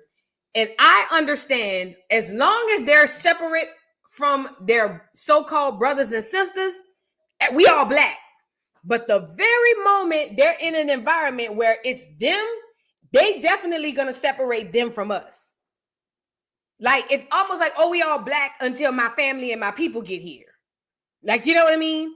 And then I have to stick with the side of the brotherhood or the sisterhood or whatever. They delineate like crazy. Even though they'll tell you out their mouth, but we all black, man, when them societies come around, when they people come around, they will delineate from us, and they are us. Like crazy. Like crazy. That's an indoctrination tool right there. That's indoctrination. The first colonialist. Moreover, the Greeks were successful in their creation of free institutions and of organized city-states. Those were colonial states. They organized colonies. They forced people to serve them. They turned it over to the Roman. Reference was made repeatedly by Dr. Jackson and his 5 associates. There were 6 members in the starting of the Boule. 6 members in the starting of isn't that strange they took such a number? Couldn't have found us another one. It was in this, Dr. Jackson and his 5 associates to the heroic and early age of Greece. It was this period that the concept of the Boule was formed. This was the Council of Chiefs, the leading noblemen of the heads of families. The Boule of Homeric times was a body of princes who were advisory to the king. Mm-hmm. So when we asked them who's the king, they said, well, where'd you get that from? In Salome's time, the Achaean Boule was a senate of elected men who numbered 400, 100 from each of the 4 Ionic tribes. They prepared bills for the action of the popular ecclesia. Their number was later increased to 500, chosen by lot, and again was reduced to 300. The name has persisted in Grecian history. In modern times, the lower house of the Parliament of Greece, a body of 250, was known as the Boule. In modern times, the what house? Lower house. Lower. What does that mean by definition? There's somebody that there's somebody on the second floor, these niggas on the first floor. That means that when we talk about that they take the position of being a Grecian sphinx, we understand they're blocking for another person who got the ball. And that's the mystery to the Boule as to why they will never own up who really has it, because they think if you don't know who got the ball, you won't know what to tackle. Y'all get what he's saying? He basically read the reference of how the Greeks or the Grecians used to do it, and they were basically the lower level, basically the liaison or the go-between between the people at the very bottom and whoever's at the top. Remember, these are advisors to the king. So what he's saying is the Boule in Greek is the same Boule in America, because they are advisors to the king. Now, who's the king? We all know who the king is. The king is the powers that be. The king is that very small percentage of, I don't know if they clears or even blacks. I'm not even sure. But that's that very, very small percentage of people who run the doggone world for real. Now, there's levels to this. But when you start talking about Freemasonry, Boule, and all that stuff, these are the people who look like they're running it, but they really ain't running stuff. You feel what I'm saying? They just kind of like shift supervisors, if it makes sense. Yeah, the small hats, yeah. But yeah, that's what he's saying. So their goal is to knock you down. And assure that their white man can score a touchdown. In England, House of Lords, House of Commons, the Senate, the Congress, the owner of the plantation, the overseer. Understand this. Understand. Imagine you're on a plantation and there's a guy on a horse with a whip making sure you're working. White House. And never thinking about who's in the house and never seeking to overthrow what they know was illegal.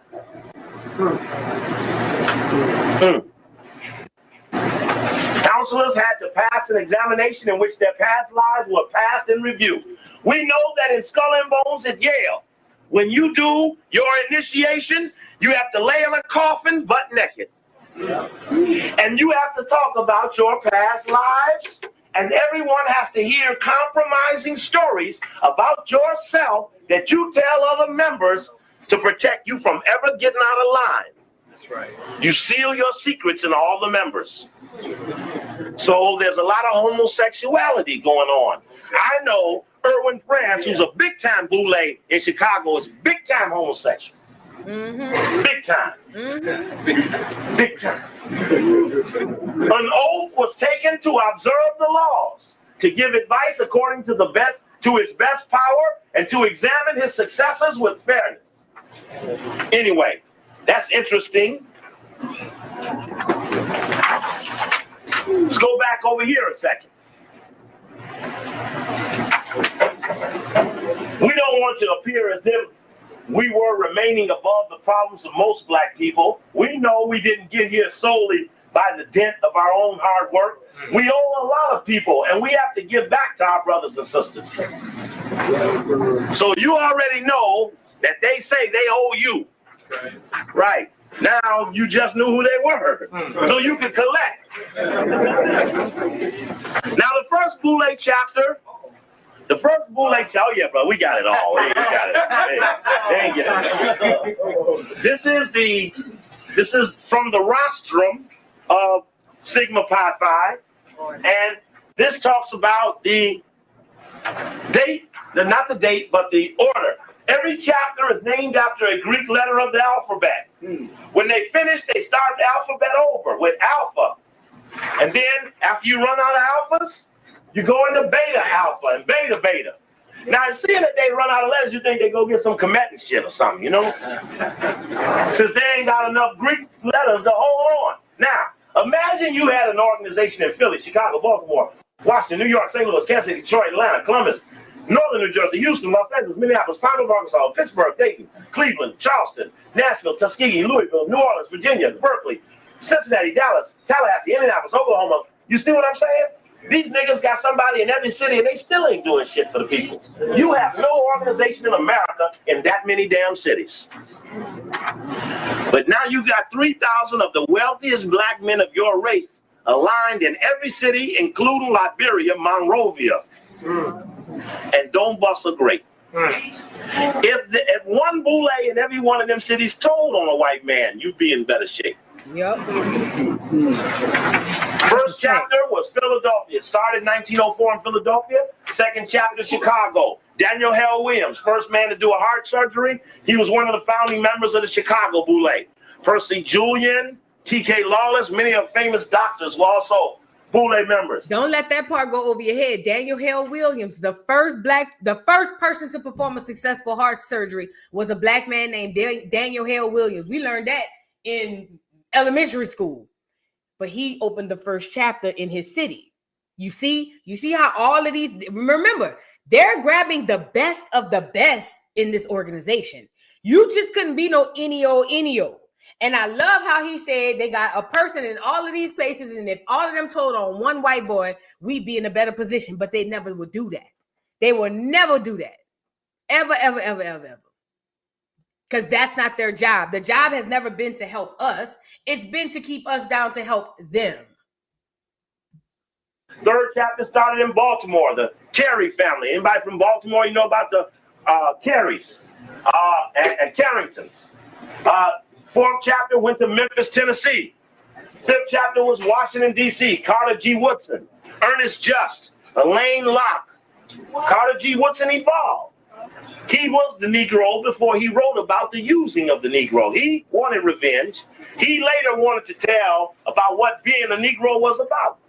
Because the whole thing to the Boule, if you get the tape Black and Jewish Relations, and you should, in different times I mention tapes, you might want to slide to the table and try to grab them, because they ain't going to be there, especially after I finger the tape. In the Black and Jewish Relations, remember we talked about how when the Jewish-Black alliance developed, that it was wealthy Jewish people and college-educated blacks. There were no wealthy blacks. That's right. The first black millionaire was from Memphis, Tennessee, and he got it in 1900, Robert Church. That was the first black millionaire. And as you can see now, here's Los Angeles. Los Angeles is the 1, 2, 3, 4, 5, 6, 7, 8, 9, 10, 11, 12, 13, 14th chapter. LA is the 14th chapter. What do you call that in Greek? 11. That's Roman. Kai. What do you call this? What? They get smarter. So that's what the LA chapter was. And as you can see, some of the later chapters coming in, Albany, Georgia, Tyler, Texas, now they start getting into even the smaller towns. Northern Illinois, Columbus, Georgia, San Jose, California. Let's look at some other California chapters. So you know people in those cities. There's Pasadena, Sacramento. Let's see here, San Francisco. Anymore? There's Monrovia, Liberia, because that's where they went to stop Marcus Garvey. You had to have Boule in Monrovia. You're going to stop Marcus Garvey over there. Boston, Harvard, Lansing, Durham, Toledo, San Diego, Seattle nearby, Oakland, Berkeley, and then Los Angeles. So you can get an idea of what they have. They're now, I think at this time there were about 90 chapters. They're now into the 100th chapter. Their rostrum, we have the list of all of their names. This is what their rostrum says on the inside. This directory has been prepared to serve as an important and useful source of information and data for subordinate boules and for individual archons, and to facilitate the communication processes within the fraternity. It is for the exclusive use of the members of Sigma Pi Phi fraternity, and it is not for public scrutiny. It is not to be duplicated whole or in part for distribution outside the fraternity. Sigma Pi Phi ended 1990 with a total of 3,245 members and 94 subordinate Boules. It talks about recent chapters bringing in. So remember, you're hearing not because they wanted to. Somebody says, well, how could they be so bad? They've never been secret. When you can look at their list of names, they tell you. They give every member a list of names. And they tell that member, you better not tell nobody. And this is their directory. This is the names of every Boule member in the country. And if you look at the list, you need to see how thorough this is. This is why they're scared. Every Boule list has their home address on it. That's right. Every Boule member. That was for the king. We could knock on their door and visit them personally to get a bet. It's Carl T. Rowan. Oh!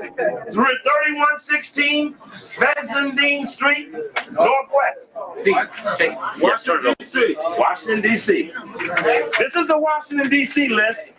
There's C. Payne Lucas. He's had an Africare. He was one of them shaft in that. He was at the Shaft in Africa meeting. The Black Summit, which was financed by the Ford Foundation, which we proved helped kill Malcolm X. What's his address? 4241 Matheson Drive, Northwest. Here's Vernon Jordan. Nigga in the White House. Here's Ron Boule Brown. Oh, he on the other page. Let's see.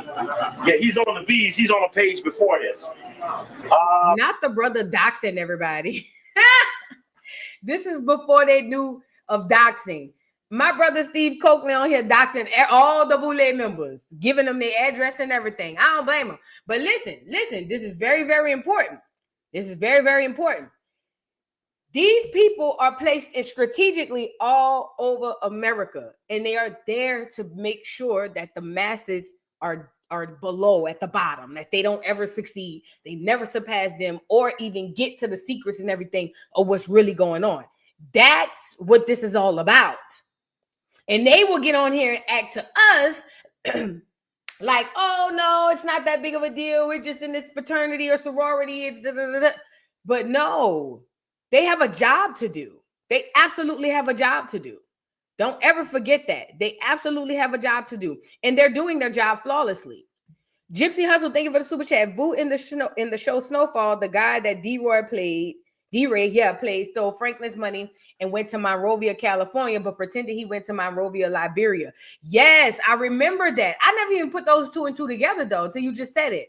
He sure did. Remember they thought he was out of town and that fool was around the corner somewhere else? You're right. Thank you so much for the super chat. That makes all the sense in the world. Felicia Renee, thank you for the super chat. I'm late, but I made it. Thanks, little sis. Replay gang later. Okay, thank you. Come back later. Make sure you check it out. Esther Messiah, thank you for the super chat. Fresh Prince Carlton wasn't black enough to pledge. Absolutely not. Deserving One, thank you for the super sticker. I'm just trying to read these and get them out of the way. And then Miss Parker, thank you for the super chat. She says, my sister Vu birthday coming up next week. Hit the like button, Acorn. Yes, hit the like button, hit the like button, hit the like button. But back to this. Listen, these people are put in place for this reason. And they're still here to this day, right now. And they're still active. So you can see that the Boule don't want this type of information public because it's all inclusive. So you understand that when we say we're asking them something, you understand how many options we have. Give you LA. Yeah. As soon as you know why, I'm gonna show you. It is. Y'all gotta let me do the talking. I don't have no amplification. I gotta shout over you. It is of interest to observe that the dress of the archons who composed the initiation team was most impressive. They were robed in Greek costume, and each had a fillet around his head. Now, what is a fillet? Huh? Little headband or something? What's the feeling? Little leaf thing? All right. Okay. Or, huh? Or you're blindfolded. Or you're blindfolded. Very good. Very good. And it says they were robed in what kind of costume? Greek. So don't let them tell you they ain't in no Greek thing. When you say, nigga, when you walked across the sands, you wore a robe. Facts. Oh, I'm sorry. Crossing the burning sands. Crossing the burning sands. Yeah. Yeah. Mind you, this is in 1990, I want to say. Let's move over to here really quickly. Now he's talking about black and orange juice relations, okay? This one was extremely informative. I'm going to fast forward to this brother because I think he's just kind of talking. Jewish wealthy, Abraham Leo Frank was hung for murder on the testimony of a black man. Did the Jewish community begin to infiltrate, penetrate, and appease the direction and the selection of black leadership? We prove that. And part of what it proves is it affirms that there has never, ever, ever been a beginning of a relationship where Jewish wealthy fall into an alliance with college-educated blacks. Because on the surface, we understand that one has the money and the other must work for the money, and no alliance of equality can start unequally. That is the beginning of the nightmare known as black fake Jewish relations.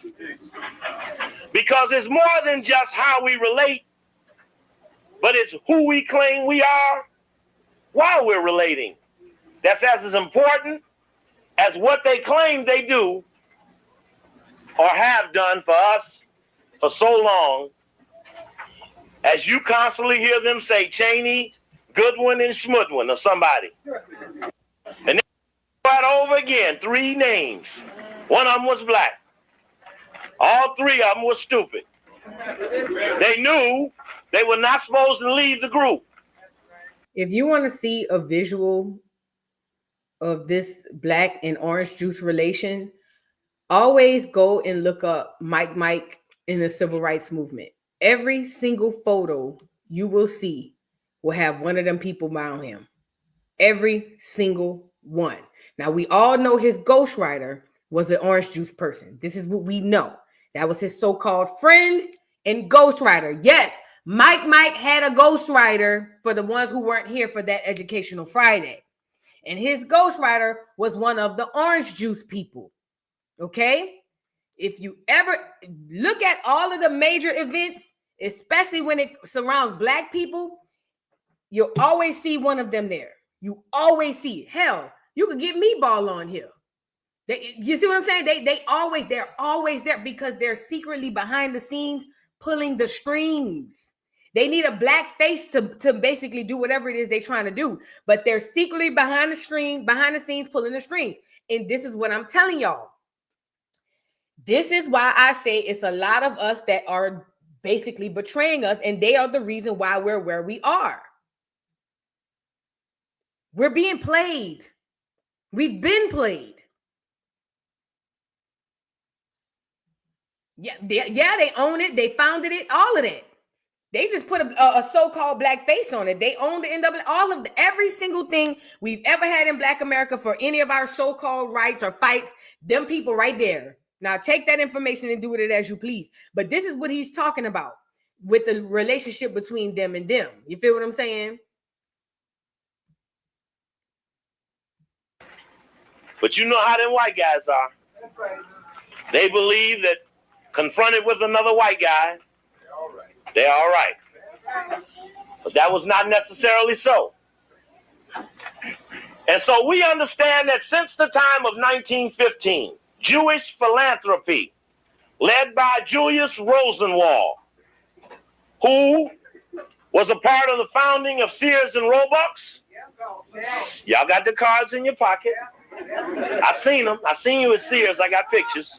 I got the Marcus. You got the pictures? Brother Astenu got the pictures in the back. So we know it didn't make any difference that you could do business with co-op. You thought co-op mean cooperative. But the Rosenwalds looked at the danger of not infiltrating and demanding and controlling black leadership because Leo Frank was the first white man in the history of America ever convicted on the testimony of a black person. And that so scared them that the International Order of B'nai B'rith, whose first chapter was in 1843 in Cincinnati, which had just changed its name from Porkopolis, where the first Jewish family, this right here,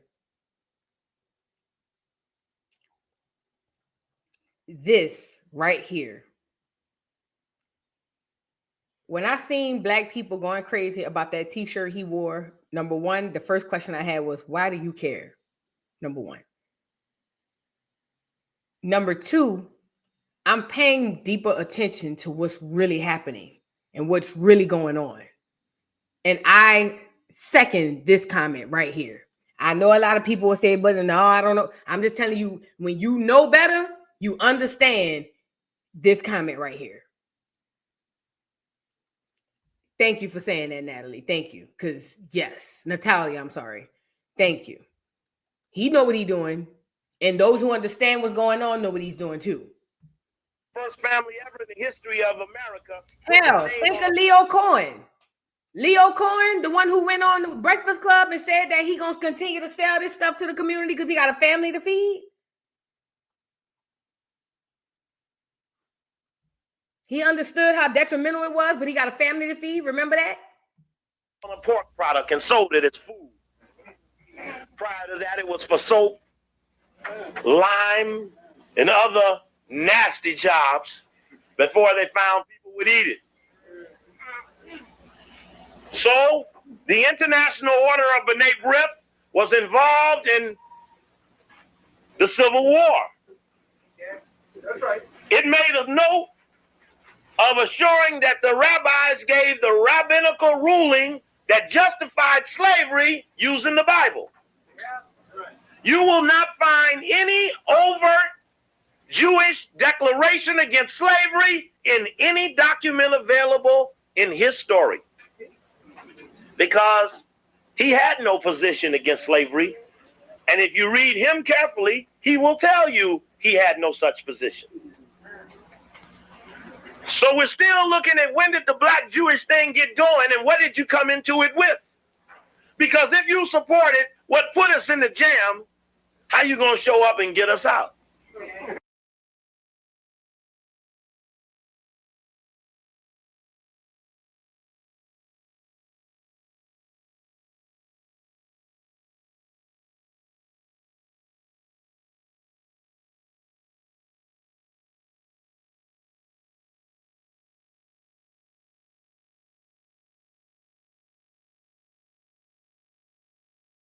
My bad. Thank you. I didn't realize I still had it muted, but no. I said, this is the thing. My mama had said this one time, and I never did my own research. However, I know how thorough of a researcher my mother is. So I know that if she said it, it's probably true because she's read it somewhere. But even when you think about the founding of this so-called excavation, if that's even the word, to America, Queen Elizabeth I, all those people, the founding people, not founding, but the original people who decided they were going to take over the Western civilization, according to what I'm being told, even those people are orange juice people. Even those people. Yes, I'm talking all the way prior to 1492. Even those people come from under that umbrella family. So they've always been involved. They've never not been involved. From beginning to end, they've always been involved. Crazy work. My mama told me that because I was talking about it. She was like, oh yeah, that's them too. I said, what? She was like, yeah, all the way back there. Yeah, that's them. I was like, wow. Now, these are the beginning of things that confuse people who don't really understand what the black Jewish thing is. Hi, baby. Hi, baby. Baby talks to her daddy while she works. She talks. Hi, baby. That's my aunt. Justice. In her lifetime. That's our job. Check? Check. All right. So this black-Jewish relations found us in a deficit position. I mentioned a week or two ago that the Jewish community, when coming to America, looked at slavery and said, we were the niggers of Europe. We better be careful allying and assisting someone who would hate us too if we helped them. And since now that was the thing back then. The story back then from the people was, oh, we didn't want to get involved because we didn't want to be in your shoes. That's not true. Remember, the whole object was to take their identity, give it to us, and take our identity and give it to them. Make them the chosen people, make us the slaves. Make us the ones that are low beneath the earth. Whole time it really was them. It was a whole switcheroo thing. That's what this thing was all about. And the brother, obviously, he knew what he knew then. But the whole situation back then was a big switcheroo. We want to take, it's almost like changing clothes. I want to take off my clothes and put them on you, and take off your clothes and put them on us. And psychologically, if we do this right, after a period of time, you're going to then believe that I'm you and you're me. That's what this is all about. It had nothing to do with them being afraid of falling back into any type of situation. Them people already knew what it was. They were casted out of everywhere else they had been. I'm telling you, this is a fact. Our goal is to assimilate and be a part of this colonial experience, because we want one too, coming later in the 40s, check. See, if you assist a colonialist, he will assist you. Check. You'll pick up on that later. You ever wonder why that small group of people run everything? Hollywood, politics, everything, sports. And you saying, well, if it's more of the regular clears, then how is it that that very small group runs all of this? Well, because they always ran it. They always ran it since the beginning. And it doesn't matter about their numbers. The people who are in those positions know who they are. The banking, yeah, they know who they are, and they respect that. That's why. Because they've always been the ones in charge. Always. The state of is it real is a colonial experience, as is what you call America. So you assist the colonist and he will assist you. Going to the UN and declaring this is a state, which is in fact occupied territory still. Now, so around the Reconstruction period, where Brother Man went forward and Brother Man got brought back, they say, oh, look, there's too many of them up there. Hey, stop. Oh, everybody, put everything down. Thanks. Start over. He'll do it again. He's doing it, right. Now they just even did the redistricting law the other day that now you can't discriminate against them. Listen to what he's saying. What he's saying is during Reconstruction, remember, I told y'all about Reconstruction. I told y'all about the Great Depression and all that stuff. We were straight. As a matter of fact, we were doing really well. Extremely well, actually. They were the ones jacked up. And what he's saying is, every time we got to a point where we were getting there, remember, we don't remember who we are, but who knows? Being successful, having all of this power might trigger us to remember. So they always snatch us back down. That's why you get all of the KKK. That's where the KKK come in. That's where the KKK come in. Wreck this shit up. Go unalive them, go kill them, go take their land, go run them off, whatever. Break this shit up. Every time. They have to be in full control. And like he said, they didn't even got so far to where now they make it seem like if you say something about them, Kanye, if you say something about them, Kyrie, if you say something about them, Nick Cannon, you get it? Now you are committing the hate crime when there's nothing, when the fact of the matter is the hate crime is actually committed on you.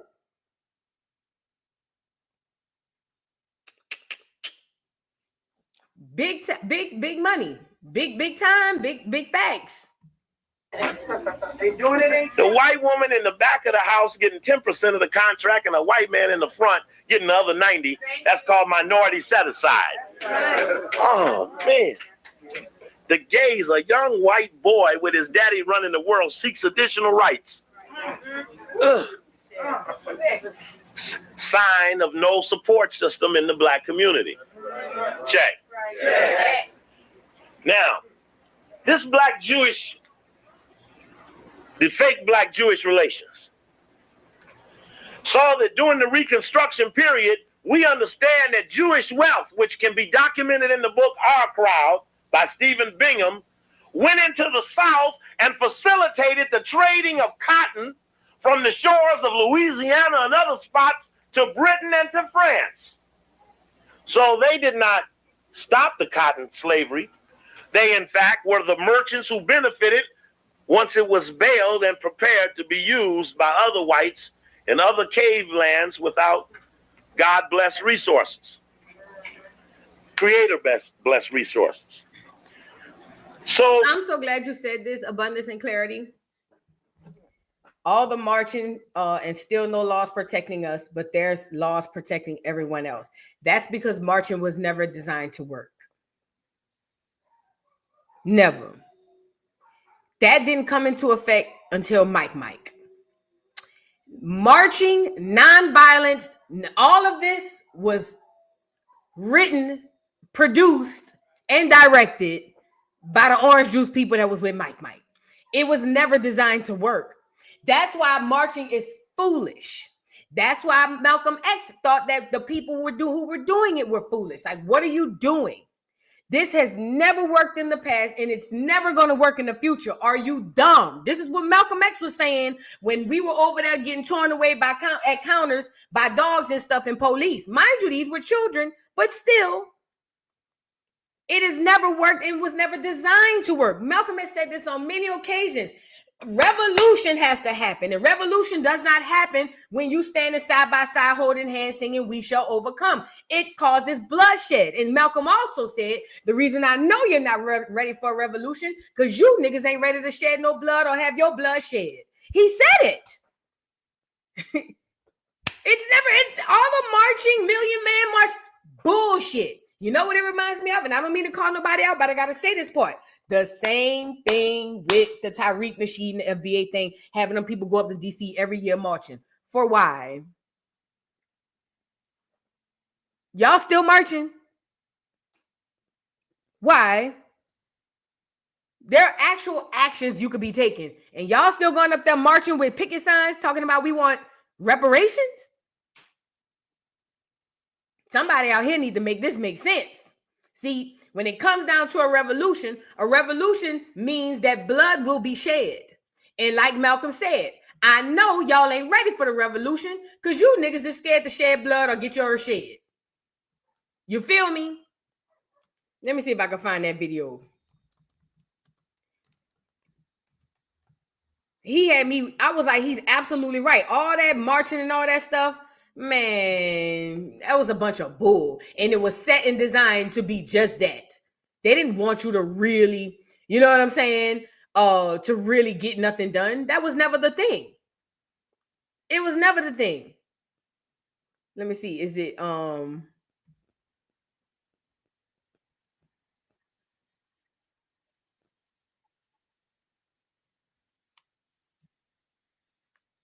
it's too low. It's too low. Let me see if I can find another one. Hold on.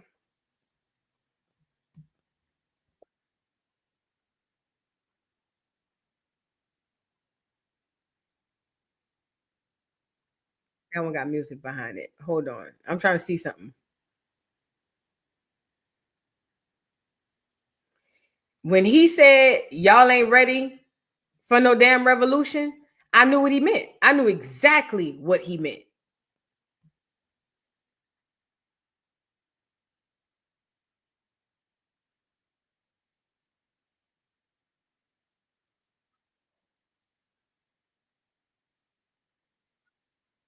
Let me see.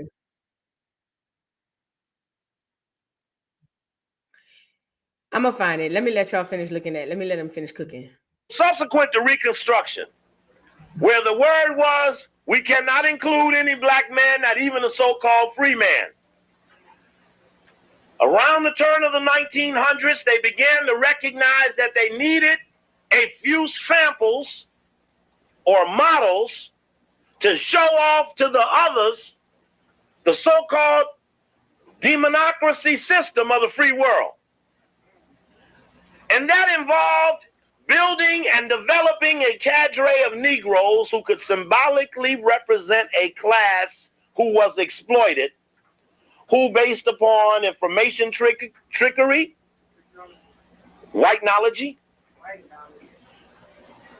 use these Negroes as examples for all others that if you just behave, the American dream will work for you.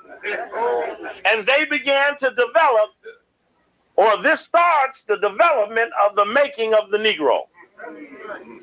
This making of the Negro was being prepared for black-Jewish relations because there was no Negro to pair off with. So you couldn't have a black-Jewish relationship if you didn't have a group of blacks who other blacks were told other blacks to believe in. So they had to create an image that these were the blacks and that all other blacks would give honor and tribute to these blacks who represent you in a dialogue of fake relations. We saw very carefully that Jewish philanthropy said we will help the Negro because he will help us. And we know that Julius Rosenwald said specifically,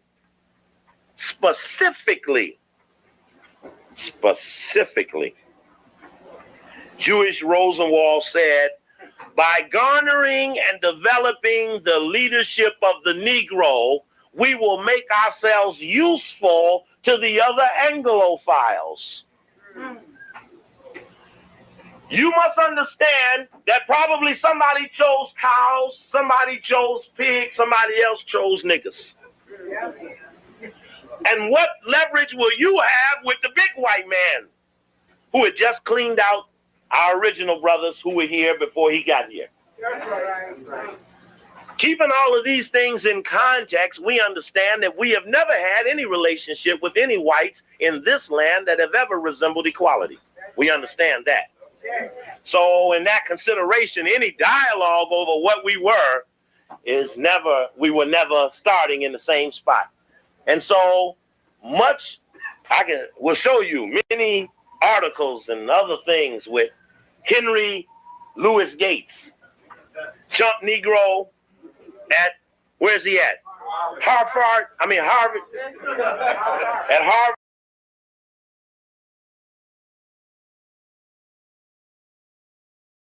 My bad. Henry Louis Gates. Remember Dr. Khalid Muhammad called him a sissified, a whole bunch of stuff. They hated him. Y'all do know who Henry Louis Gates is, right?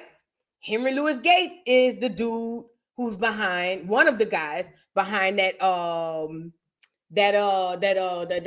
DNA testing. Not only that, he is also now the guy who's doing the documentary on the Great Migration. Hold on. I want to show you this. Now, he's the one telling you the stories. Everybody back then knew that Henry Louis Gates wasn't worth a dime. They all knew it. Hold on.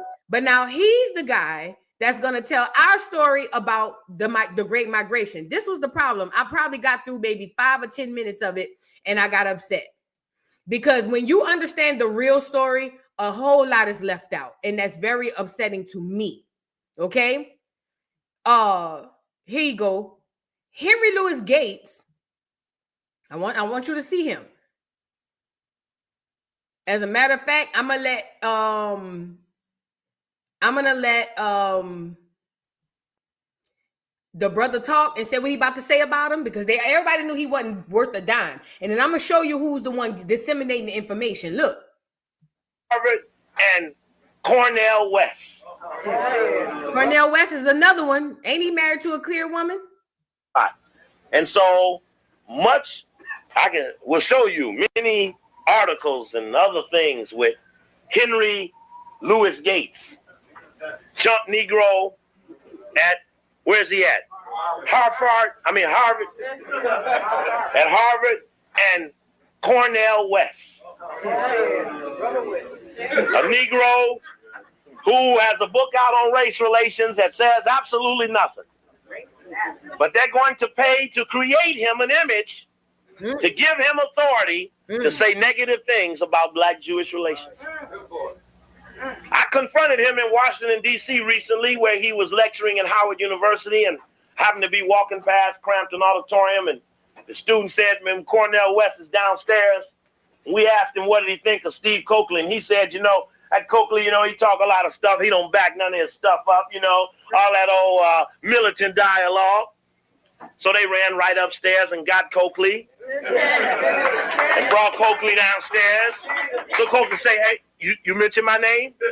And he stepped back and said, oh, no, brother, I didn't even know.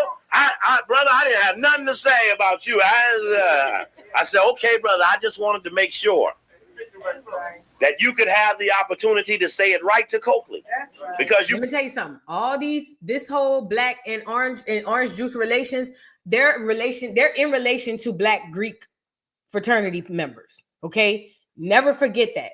They're utilizing this Boule / D9 membership of people to push their narratives. Now, when I look up Henry Louis Gates, I find that he is a member of Phi Beta Kappa. So Henry Louis Gates is a Kappa, right? Henry Louis Gates is also the guy who was on here saying that, hey, yes, you're all from Africa. He's the one who made the joke.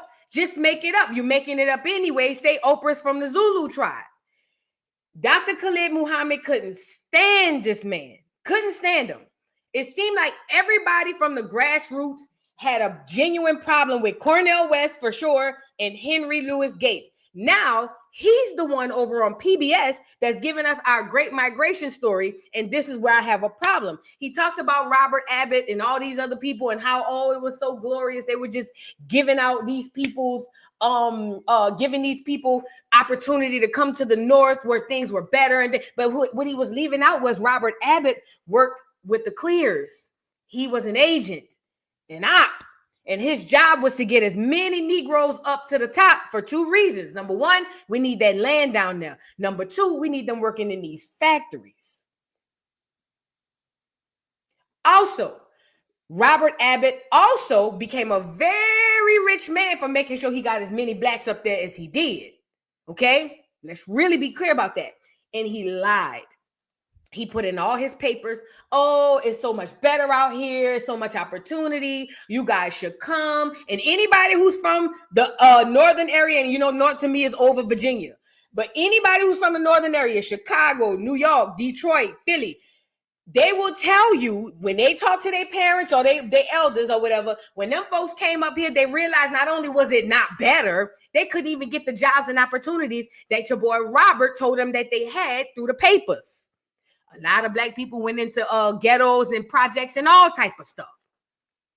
But he not telling you that in this documentary. And I see all these Black people under this doggone thing saying, thank you so much, Mr. Henry Louis Gates. You are such a blessing to the community. You keep us educated on our history. And it was driving me insane because I knew, they didn't know, but I knew that there was so much more to this whole thing about this goddamn great migration that wasn't great. There was nothing great about the migration.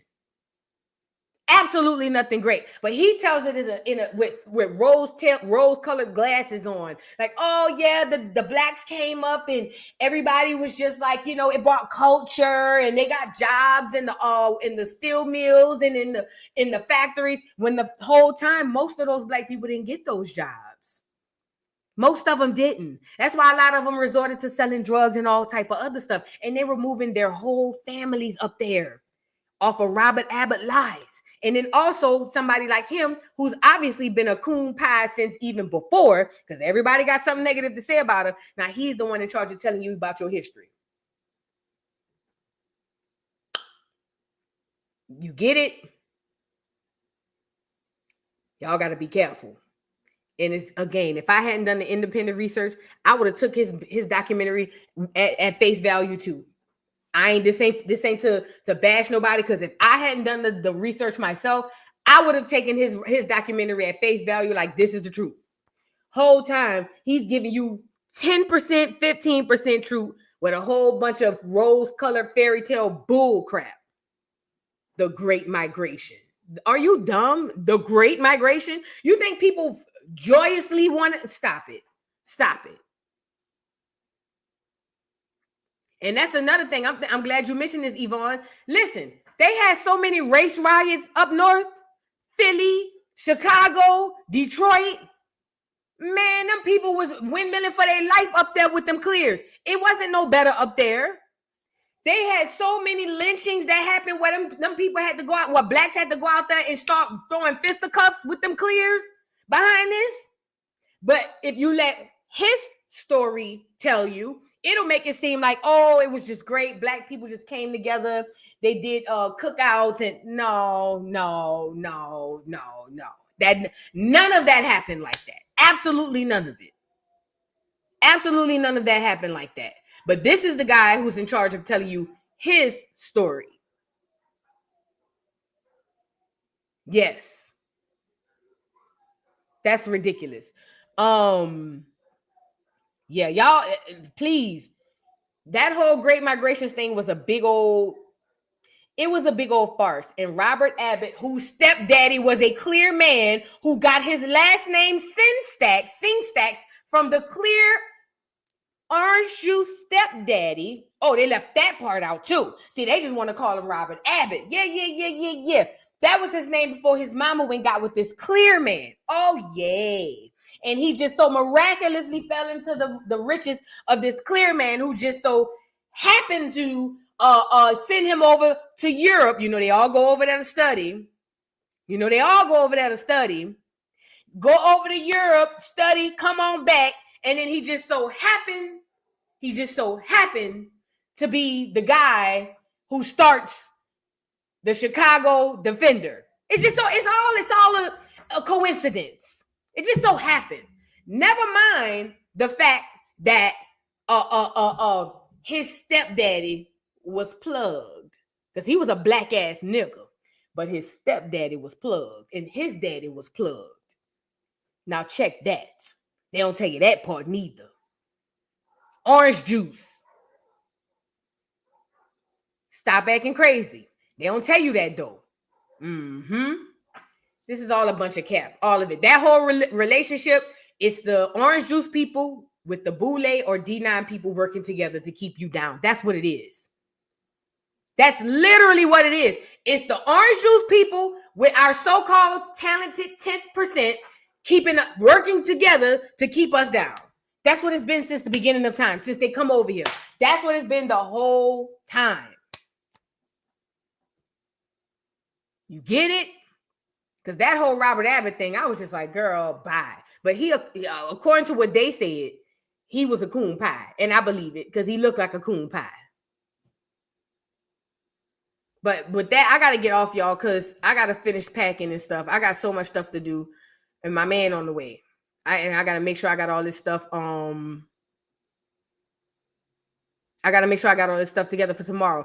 How do you say it? Mercy Pie. Thank you for the super chat. Yo, Joe's Viz was super chat mode. We like the video. Yes. Like the video, guys. Thank you so much for the super chat.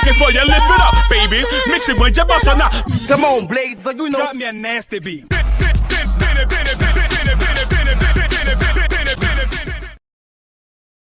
Mr. Carroll,